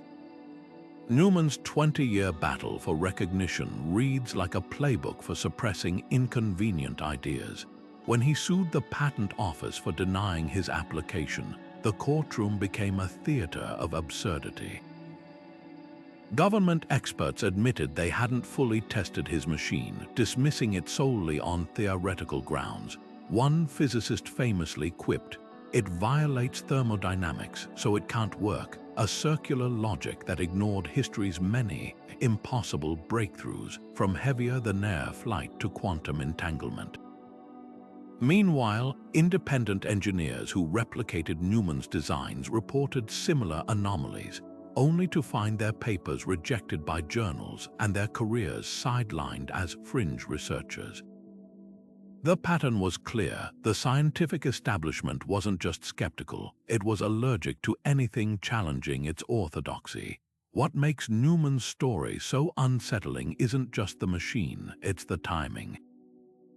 His peak years coincided with the oil crises of the 1970s, when energy monopolies clung desperately to their grip on power. A device that generated electricity without fuel wasn't just scientifically heretical, it was economically apocalyptic. Internal memos from utility companies later revealed covert campaigns to discredit alternative energy inventors, with Newman's name appearing on watchlists alongside Tesla and Stanley Meyer. Even his television appearances were sabotaged. Networks mysteriously cut feeds during key demonstrations, while debunkers swarmed talk shows with pre-written takedowns. The message was unmistakable: some doors only open from the inside, and Newman didn't have the right key. Yet the echoes of his work persist. Modern experiments in quantum vacuum fluctuations and zero-point energy have quietly validated aspects of Newman's gyroscopic particle theory, though no one dares call it that. The U.S. Navy's recent patents for inertial mass reduction devices bear uncanny resemblances to his rotor designs, while private aerospace firms explore similar principles for propulsion. The difference: these projects enjoy billion-dollar budgets and classified status. While Newman died in 2015, his notebooks gathering dust in a storage locker. His final interview was tragically prophetic. "They'll steal my work, rename the physics, and act like they discovered it."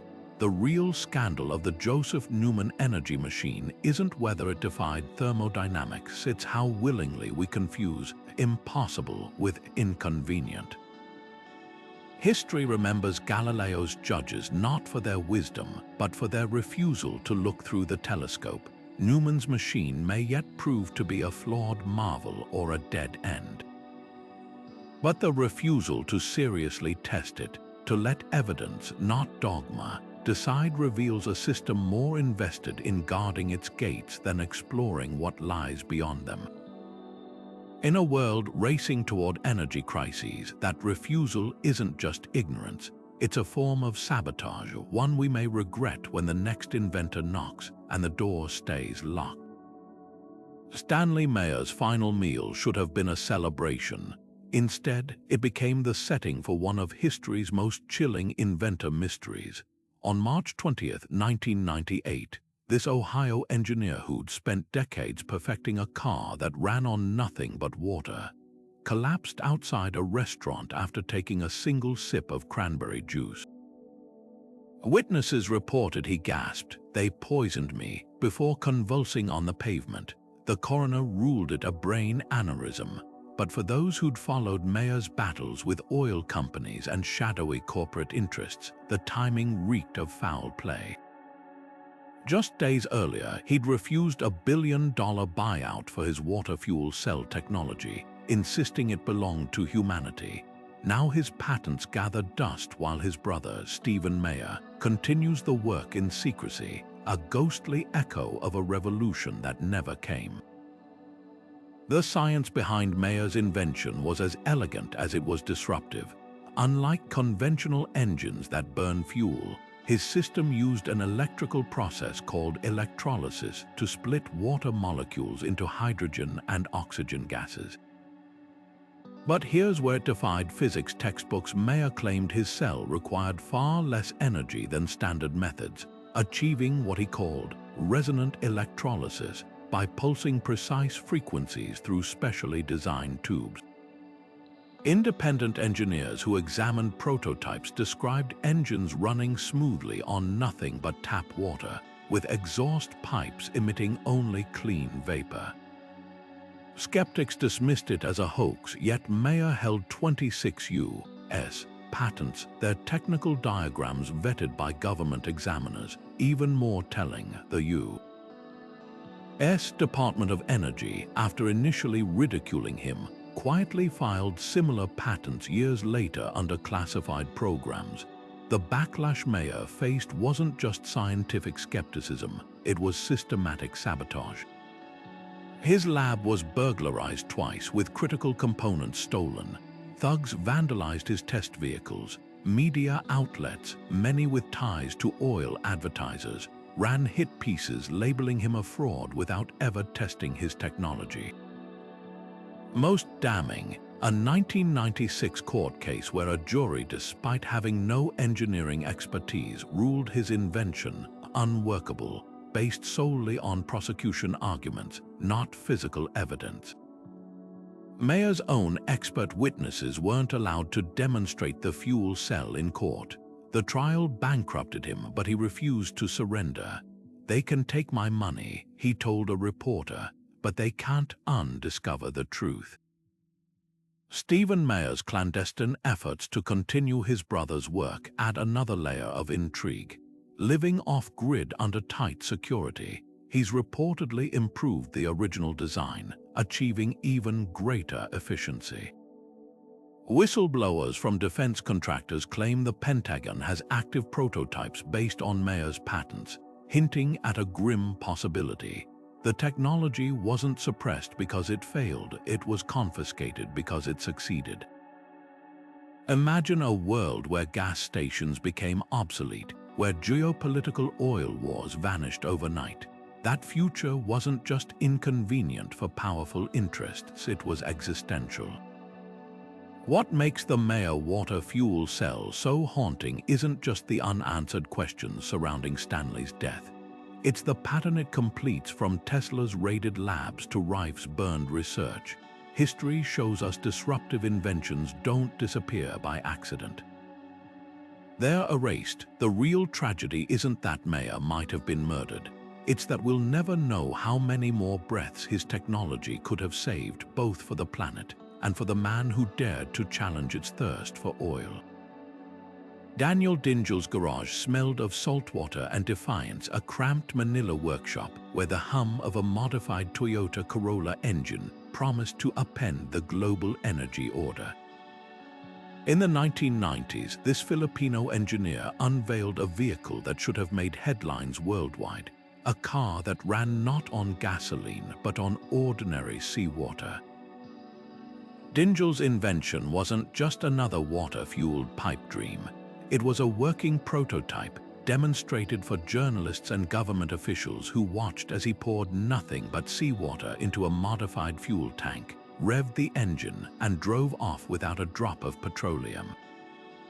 The implications were staggering. In a nation where fuel prices dictated economic survival, Dingel's car threatened to liberate millions from the grip of oil monopolies. So why, by the time of his death in 2010, were his blueprints locked in legal limbo and his name scrubbed from official innovation records? The mechanics of Dingel's system echoed Stanley Mayer's controversial work, but with a twist. Where Mayer used resonant electrolysis to split water molecules, Dingel's design allegedly tapped into the hydrogen bonds of seawater itself, using a reactor filled with a proprietary ceramic catalyst. Witnesses described the modified engine emitting only faint steam, with no toxic fumes or residue. Independent tests by the Philippine Department of Energy initially confirmed reduced emissions, though they stopped short of endorsing its fuel efficiency claims. Skeptics argued the car secretly relied on hidden batteries or trace hydrocarbons in the water, but Dingel's persistence was telling. For over 2 decades, he crisscrossed Asia demonstrating the vehicle, even offering to license the technology royalty-free to developing nations. "This isn't about patents," he told a Thai newspaper in 2004. "This is about people who walk 5 miles to buy kerosene while oil executives dine on caviar." The backlash was both predictable and brutal. Philippine oil conglomerates filed a barrage of lawsuits accusing Dingel of fraud, though none could prove his demonstrations were fake. More sinister were the anonymous threats, break-ins at his workshop, stolen prototype parts, even an attempted arson attack. The final blow came in 2008, when a court ruled his patents invalid under a dubious technicality, effectively erasing his legal protections overnight. Dingel spent his final years battling appeals in near poverty, while eerily similar seawater fuel systems began surfacing in Chinese and Russian military patents. The timing raised uncomfortable questions. Was Dingel silenced not because his invention failed, but because it succeeded too well for the wrong audience? What makes Dingel's story so tragic isn't just the suppressed technology, it's the cultural context. The Philippines imports over 90% of its oil, leaving its economy hostage to global price shocks. A single seawater-powered car wouldn't just save drivers money, it could collapse an entire neo-colonial energy dependency. That kind of disruption doesn't just anger corporations, it terrifies governments built on fossil fuel taxes. Dingel's fate mirrors that of other Global South inventors, from India's Paramahamsa Tiwari to Nigeria's Ezekiel Izuogu, whose localized energy solutions were crushed under geopolitical pressures. The unspoken rule seems clear: energy independence is only permissible when controlled by existing power structures. Today, fragments of Dingel's research survive in scattered YouTube videos and pirated PDFs of his patents. Amateur engineers in Indonesia and Vietnam claim to have replicated partial versions of his reactor, reporting erratic but promising results. Meanwhile, ExxonMobil holds a patent filed in 2016 for a marine hydrocarbon conversion system that bears uncanny similarities to Dingel's early sketches. The bitter irony is palpable. An invention born to empower the marginalized now lingers as either a cautionary tale or a classified asset, its true potential measured not in miles per gallon, but in the unmarked graves of ideas too dangerous to live. Dingel's final interview, given weeks before his death from a sudden heart attack, resonates with eerie prescience. They'll say seawater cars are impossible until the day they unveil their own. Then suddenly it'll be called a miracle. Eugene Frenette's lab was a study in contradictions, part junkyard, part cutting-edge research facility, where rusted car parts shared space with gleaming metal discs that seemed to defy common sense. In the 1960s, this self-taught Canadian inventor claimed to have stumbled upon something physics said was impossible: a gravity shield. His device, a spinning disc made of layered alloys, allegedly reduced the weight of any object placed above it by as much as 90%. Witnesses described watching 100-pound sacks of grain become light as feather pillows when positioned over the whirring metal. The implications were staggering: a world where cargo ships could glide across oceans with minimal fuel, where skyscrapers could be built without cranes straining under their own weight. Yet despite multiple public demonstrations, Frenet's invention was met with silence from the scientific establishment. Not skepticism, not debate, just a void of indifference that buried his discovery as effectively as any conspiracy. What made Frenet's gravity shield so unnerving wasn't just the audacity of the claim, it was the simplicity of his demonstrations.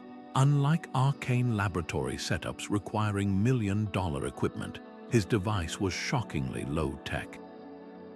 The core component was a disc roughly the size of a car tire, spun at high speeds by a standard electric motor. Frenet insisted the key lay in the precise alloy composition, a proprietary blend of copper, nickel, and trace elements he called harmonic metals. When spun in a specific rotational pattern, these metals allegedly created a field that partially counteracted gravity's pull. Skeptics dismissed it as gyroscopic effects or optical illusions, but engineers who examined the setup noted anomalies no spinning disk should produce. Objects didn't just feel lighter, they registered less weight on calibrated scales, an effect that persisted even when the scales were isolated from vibration. Either Frenet had found a flaw in how we measure gravity, or he'd discovered something far more profound. The military's fleeting interest tells a darker story. Declassified Canadian defense documents from 1968 reference a rotational mass reduction device tested at a military base in Alberta. Witnesses described a modified truck fitted with Frenet's discs carrying loads triple its normal capacity without strain. Yet just months later, the project was abruptly terminated, all records sealed under national security provisions. The timing coincided with Frenet's sudden disappearance from public view, a pattern familiar to students of suppressed inventions. Had he been bought out, intimidated, or simply exhausted by indifference? The truth vanished with Frenet himself, who died in obscurity in 1984. His notebooks scattered and his prototypes sold for scrap. Modern physics offers tantalizing hints that Frenet might have been onto something. Experiments with superconducting materials have demonstrated minuscule reductions in weight under intense electromagnetic fields, a phenomenon dubbed the Podkletnov effect after the Russian researcher who first observed it. NASA's recent work on quantum vacuum propulsion explores similar principles, theorizing that space-time itself might be manipulated to offset mass, the difference. These projects enjoy billion-dollar funding and academic respectability, while Frenet's garage-built discs were relegated to the realm of crackbattery. It's a recurring theme in the history of forbidden inventions. The same idea that's impossible when conceived by an outsider becomes cutting-edge research when rebranded by institutional players. The real tragedy of the gravity shield isn't just its suppression, it's the lost opportunity to rethink one of nature's most fundamental forces. Imagine freight trains gliding on near-weightless rails, earthquake-proof buildings anchored by localized gravity dampeners, or spacecraft launching without the fiery tyranny of rocket equations. Frenet's invention promised not just a new technology, but a new relationship with the physical world. Instead, his discs now gather dust in forgotten storage lockers, their silent spin a metaphor for how easily we dismiss what we're not ready to understand. In the end, the weight Frenet couldn't overcome wasn't gravity, it was the inertia of human disbelief. The Otis T. Carr story begins like something ripped straight from a pulp science fiction magazine, a charismatic inventor in a sharp suit, standing beside a gleaming, saucer-shaped craft, promising to revolutionize travel by defying gravity itself. In the late 1950s, Carr captivated the public with his Outcome craft, A sleek, disc-shaped vehicle, he claimed, could levitate and traverse vast distances using nothing but circular force, and a mysterious energy source he called Utron. To the scientific establishment, it was pure hucksterism. To the military personnel who quietly attended his demonstrations, it might have been something far more intriguing. Carr's design was a bizarre fusion of pseudoscience and uncanny prescience. His blueprints showed a central cockpit surrounded by rotating rings, powered by what he described as a self-contained gravitational motor. Witnesses who saw early prototypes in action reported eerie details. The craft humming at frequencies that made their teeth vibrate, strange electromagnetic interference disrupting nearby electronics, and even claims of brief levitation during closed-door tests. Skeptics dismissed these accounts as staged illusions, pointing to Carr's background as a protege of Nikola Tesla's rival, Thomas Townsend Brown.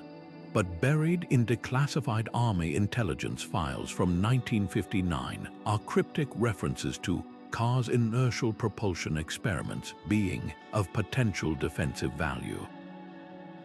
Why would the Pentagon waste ink on a scam?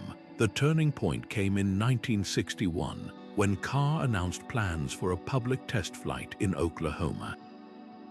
Journalists and curiosity seekers gathered, only to watch as local authorities shut down the event, citing safety violations. Carr's workshop was raided soon after by IRS agents, his equipment confiscated, and his company bankrupted under suspiciously timed tax liens. The official narrative painted him as a con artist, but the aftermath told a stranger story. Key components of his prototypes vanished into government storage, while Carr himself was quietly interrogated by Air Force officials, an odd level of interest for a man supposedly peddling fairy tales. Modern researchers digging into Carr's work have uncovered unsettling parallels.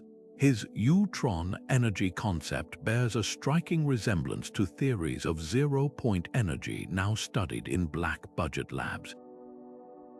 His rotating ring design mirrors classified aerospace patents filed decades later, like the Navy's hybrid aerospace underwater craft with its inertial mass reduction system.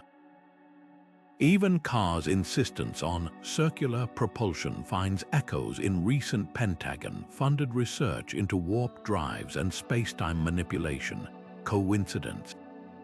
Or evidence that Carr stumbled onto physics the military wasn't ready to declassify? The most haunting question isn't whether Carr's saucer could fly, it's why his story follows the same arc as so many other forbidden inventions. The sudden crackdowns, the confiscated research, the smear campaigns, all hallmarks of technologies too disruptive to tolerate. Carr spent his final years in obscurity, scribbling equations in a rented room, while the very principles he championed resurfaced in classified projects with billion-dollar budgets. His real legacy might not be a flying disc, but a warning. When the future arrives, it rarely looks like we expect, and sometimes it's silenced long before the world is ready to hear it. Thomas Trawoja's workshop in the Austrian Alps looked more like an ancient temple than a modern laboratory, stacked with pyramid replicas of polished copper and crystalline quartz, each precisely aligned to the cardinal directions. In the early 2000s, this unassuming engineer began selling what he called pyramid power generators, sleek metallic pyramids ranging from palm-sized to room-spanning structures. Their claimed function sounded like something from an old occult manuscript. These devices allegedly tapped into cosmic energy streams, channeling them into usable power that could recharge batteries, purify water, or even stimulate plant growth. Skeptics rolled their eyes, dismissing it as New Age hocus-pocus, but the avalanche of testimonies from users ranging from farmers to tech engineers painted a far stranger picture. The science behind Trawoja's pyramids, or lack thereof, is what makes this invention so polarizing. Unlike conventional energy harvesters that rely on solar, thermal, or kinetic input, his designs operated on a principle mainstream physics can't explain. That pyramid geometry itself acts as an antenna for an undiscovered energy field. Trawoja cited obscure Soviet experiments from the 1970s, where researchers like Dr. Alexander Golod allegedly documented pyramids slowing bacterial decay and altering the crystalline structure of materials placed inside them. Modern replicators have reported anomalies: 2 batteries left under copper pyramids showing inexplicable voltage spikes, seeds germinating faster in their shadow, even claims of chronic pain relief after prolonged exposure. The effects are inconsistent, but the volume of anecdotal evidence is hard to ignore. What turns this from fringe curiosity to forbidden territory are the persistent reports of interference. Users describe bizarre glitches, electronic devices malfunctioning near larger pyramids, compasses spinning erratically, and camera sensors capturing unexplained light orbs. One Austrian farmer claimed his Trawoja pyramid, installed in a grain silo, reduced mold growth by 90% without chemicals. When a university research team offered to test it, their equipment reportedly failed until the pyramid was removed. Trawoja himself faced sudden legal pressure in 2015. His workshops raided under vague consumer protection charges. No fraud was proven, but his business never recovered. The unspoken question lingered: if the pyramids were pure placebo, why the aggressive suppression?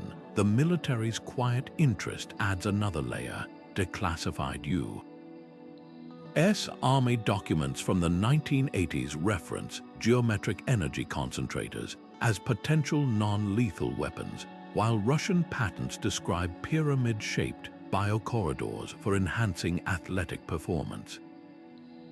Trawoja's designs eerily mirror these concepts, suggesting his pseudoscience might have been a civilian echo of classified research. The timing of his legal troubles, just as European energy companies were rolling out smart grid technologies, raises darker possibilities. A device that could passively harvest energy without meters or infrastructure isn't just scientifically heretical, it's economically disruptive. Today, Trawoja's pyramids sit in a gray zone between discredited myth and underground phenomenon. Mainstream science dismisses them, yet the replicator community keeps growing, documenting effects that defy easy explanation. Perhaps the most telling detail comes from a retired NASA engineer who anonymously tested a pyramid in 2020. His conclusion: something's happening, I just can't prove what yet.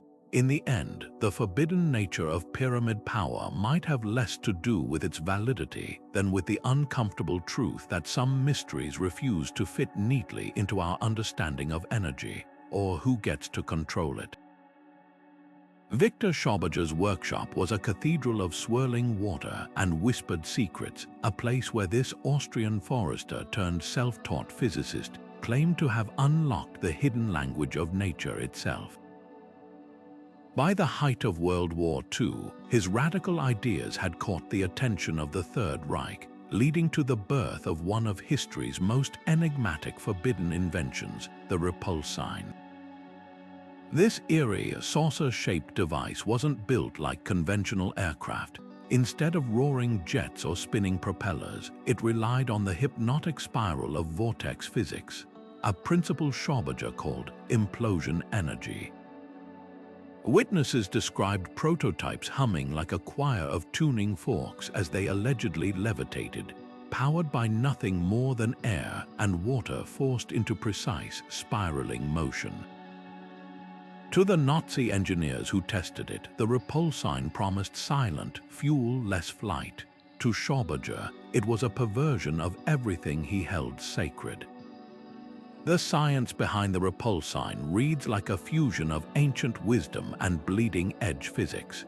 Schauberger's lifelong obsession with observing natural water vortices, from mountain streams to whirlpools, led him to a startling conclusion: nature abhors straight lines and brute force. His designs mimicked the logarithmic spirals found in seashells and galaxies, using copper chambers to accelerate fluids into hyper-fast vortices that supposedly generated anti-gravitational lift. Declassified SS documents reference test flights where disc-shaped craft ascended without visible exhaust, their edges glowing with an eerie blue luminescence. Even more unsettling, Schrödinger's notebooks detail a secondary effect: claims that the vortices could cool surrounding air so rapidly it created a vacuum, allowing the craft to essentially fall upward. Mainstream physicists dismiss this as nonsense, yet modern research into inertial confinement, fusion, and vortex-induced energy anomalies shows eerie parallels. Schrödinger's post-war fate raises darker questions. Captured by Allied forces in 1945, he was interrogated by both American and Soviet intelligence before being released under mysterious circumstances.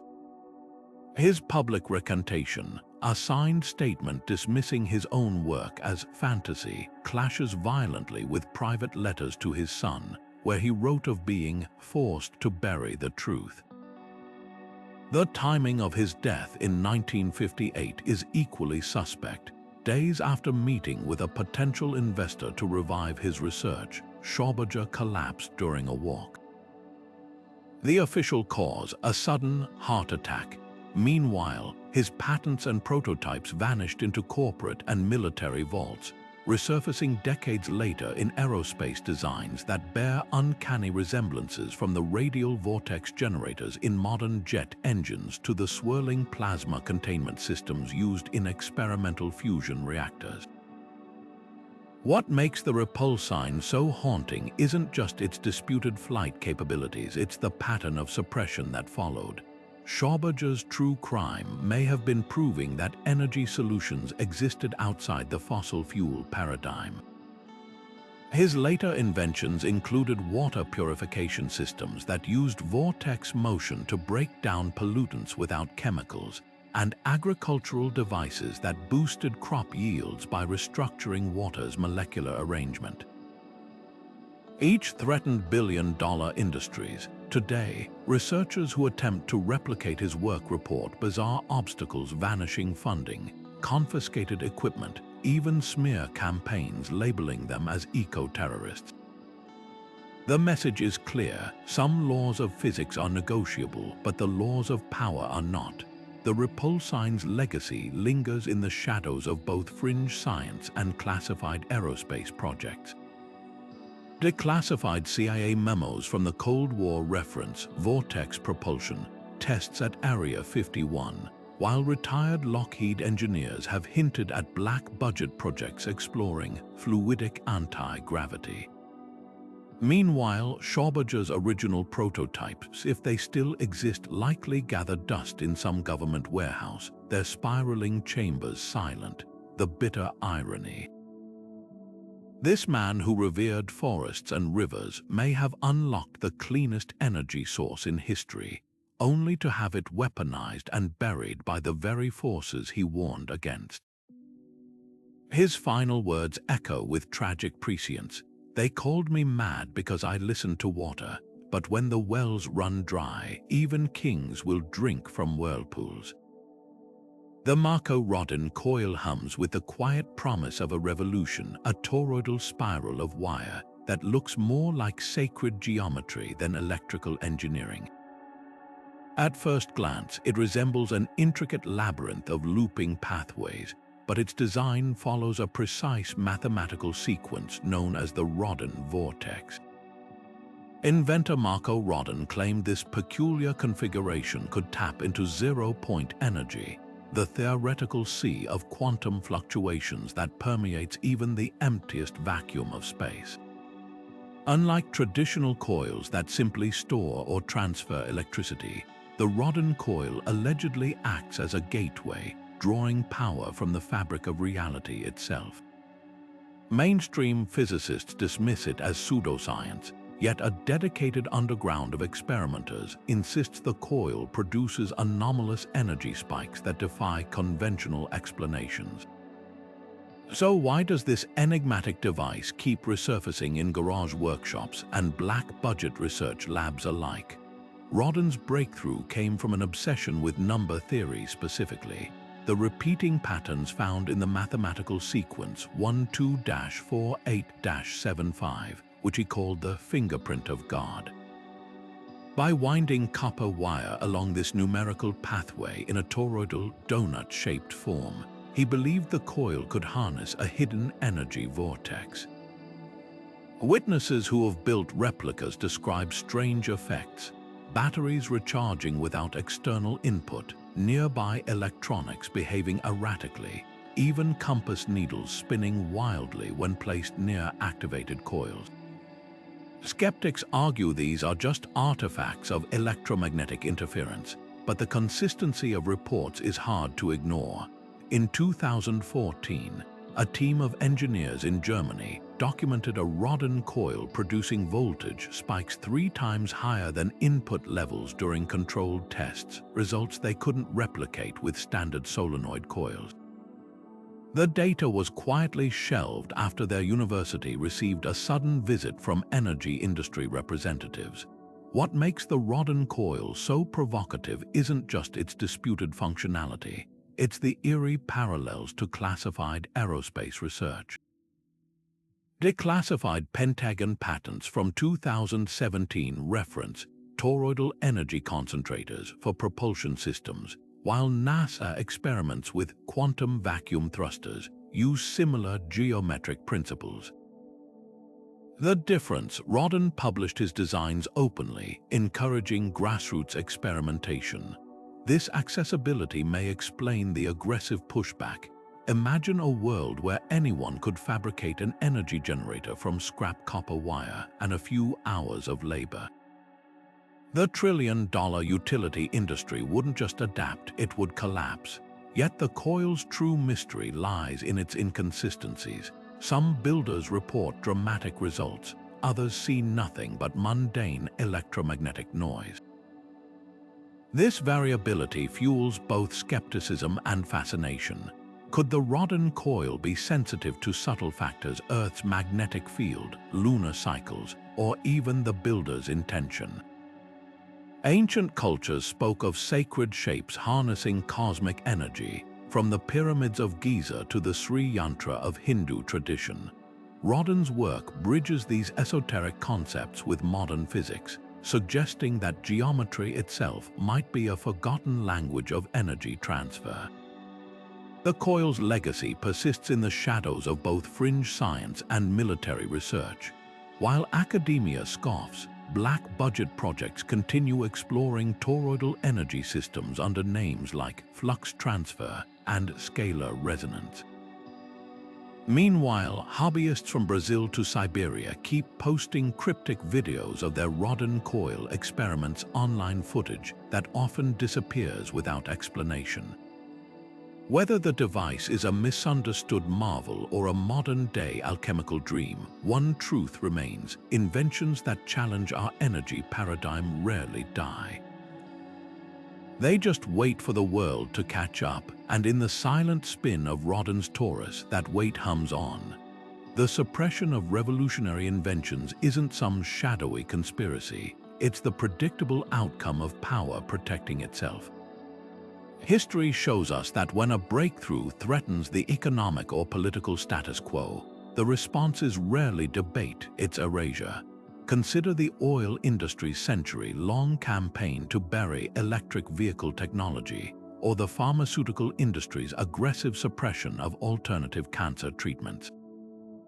These aren't isolated incidents, they're part of a pattern as old as industrialization itself. At its core, this isn't about science, it's about control: who gets to define progress and who profits from it. Take free energy as the ultimate example. Imagine a world where every household could generate its own power with a device the size of a refrigerator. No utility bills, no power grids. Sounds utopian, right, but for energy conglomerates, it's apocalyptic. The moment such technology emerges, their trillion-dollar infrastructure pipelines, coal plants, nuclear facilities becomes obsolete overnight. That's why inventors like Nikola Tesla and Stanley faced such brutal opposition. It wasn't that their ideas didn't work, it's that they worked too well. The same forces that once lobbied against solar panels are the ones now quietly patenting suppressed energy tech under national security clauses. The playbook never changes: first ridicule, then legal harassment, and if all else fails, confiscation. Military secrecy adds another layer to this suppression. Technologies that could revolutionize civilian life, anti-gravity propulsion, instant wound healing, weather control, are often deemed too dangerous for public use. But what that really means is too dangerous to fall into the wrong hands, meaning any hands outside government control. The Philadelphia experiments alleged teleportation tech, the Nazi bells rumored gravity manipulation, even modern-day UFO patents held by aerospace contractors. These aren't just hidden because they're unproven. They're hidden because they'd rewrite the rules of warfare, economics, and geopolitics in ways the current power structure can't risk. A single anti-gravity vehicle in the public domain wouldn't just collapse the airline industry. It would nullify borders, missile defense systems, and the very concept of strategic territory. Yet the most insidious form of suppression isn't corporate greed or military classification. It's the slow, bureaucratic strangulation of ideas that don't fit the mainstream paradigm. Peer-reviewed journals rejecting papers on cold fusion without review, universities denying tenure to researchers studying water memory, grant committees funneling billions into incremental fossil fuel improvements while zero-point energy projects starve. This isn't malice, it's institutional inertia. The scientific establishment, like any hierarchy, resists disruptions that threaten its authority. Galileo wasn't silenced because the church hated astronomy. He was silenced because his telescope undermined their monopoly on truth. Today's heretics face similar fates, just with patent offices and funding boards instead of inquisitions. The irony: many suppressed technologies eventually resurface, repackaged, rebranded, and controlled. Radar, GPS, even the internet itself were once military secrets deemed too volatile for civilian hands. The difference is that these innovations were released on their terms, integrated into systems that preserved existing power structures. The inventions that remain forbidden are the ones that empower individuals over institutions. That's the real litmus test. If a technology decentralizes control, whether it's energy, medicine, or transportation, it's far more likely to vanish into a corporate vault or black budget program. So when we ask why so many world-changing inventions never reach us, the answer isn't just about hidden labs or burned blueprints. It's about the unspoken rules of our civilization. Progress is encouraged only when it doesn't threaten the architects of the present. The next time you hear about a miracle cure or energy source that mysteriously disappears, ask yourself who stands to lose if it's real, because history doesn't bury breakthroughs by accident. It buries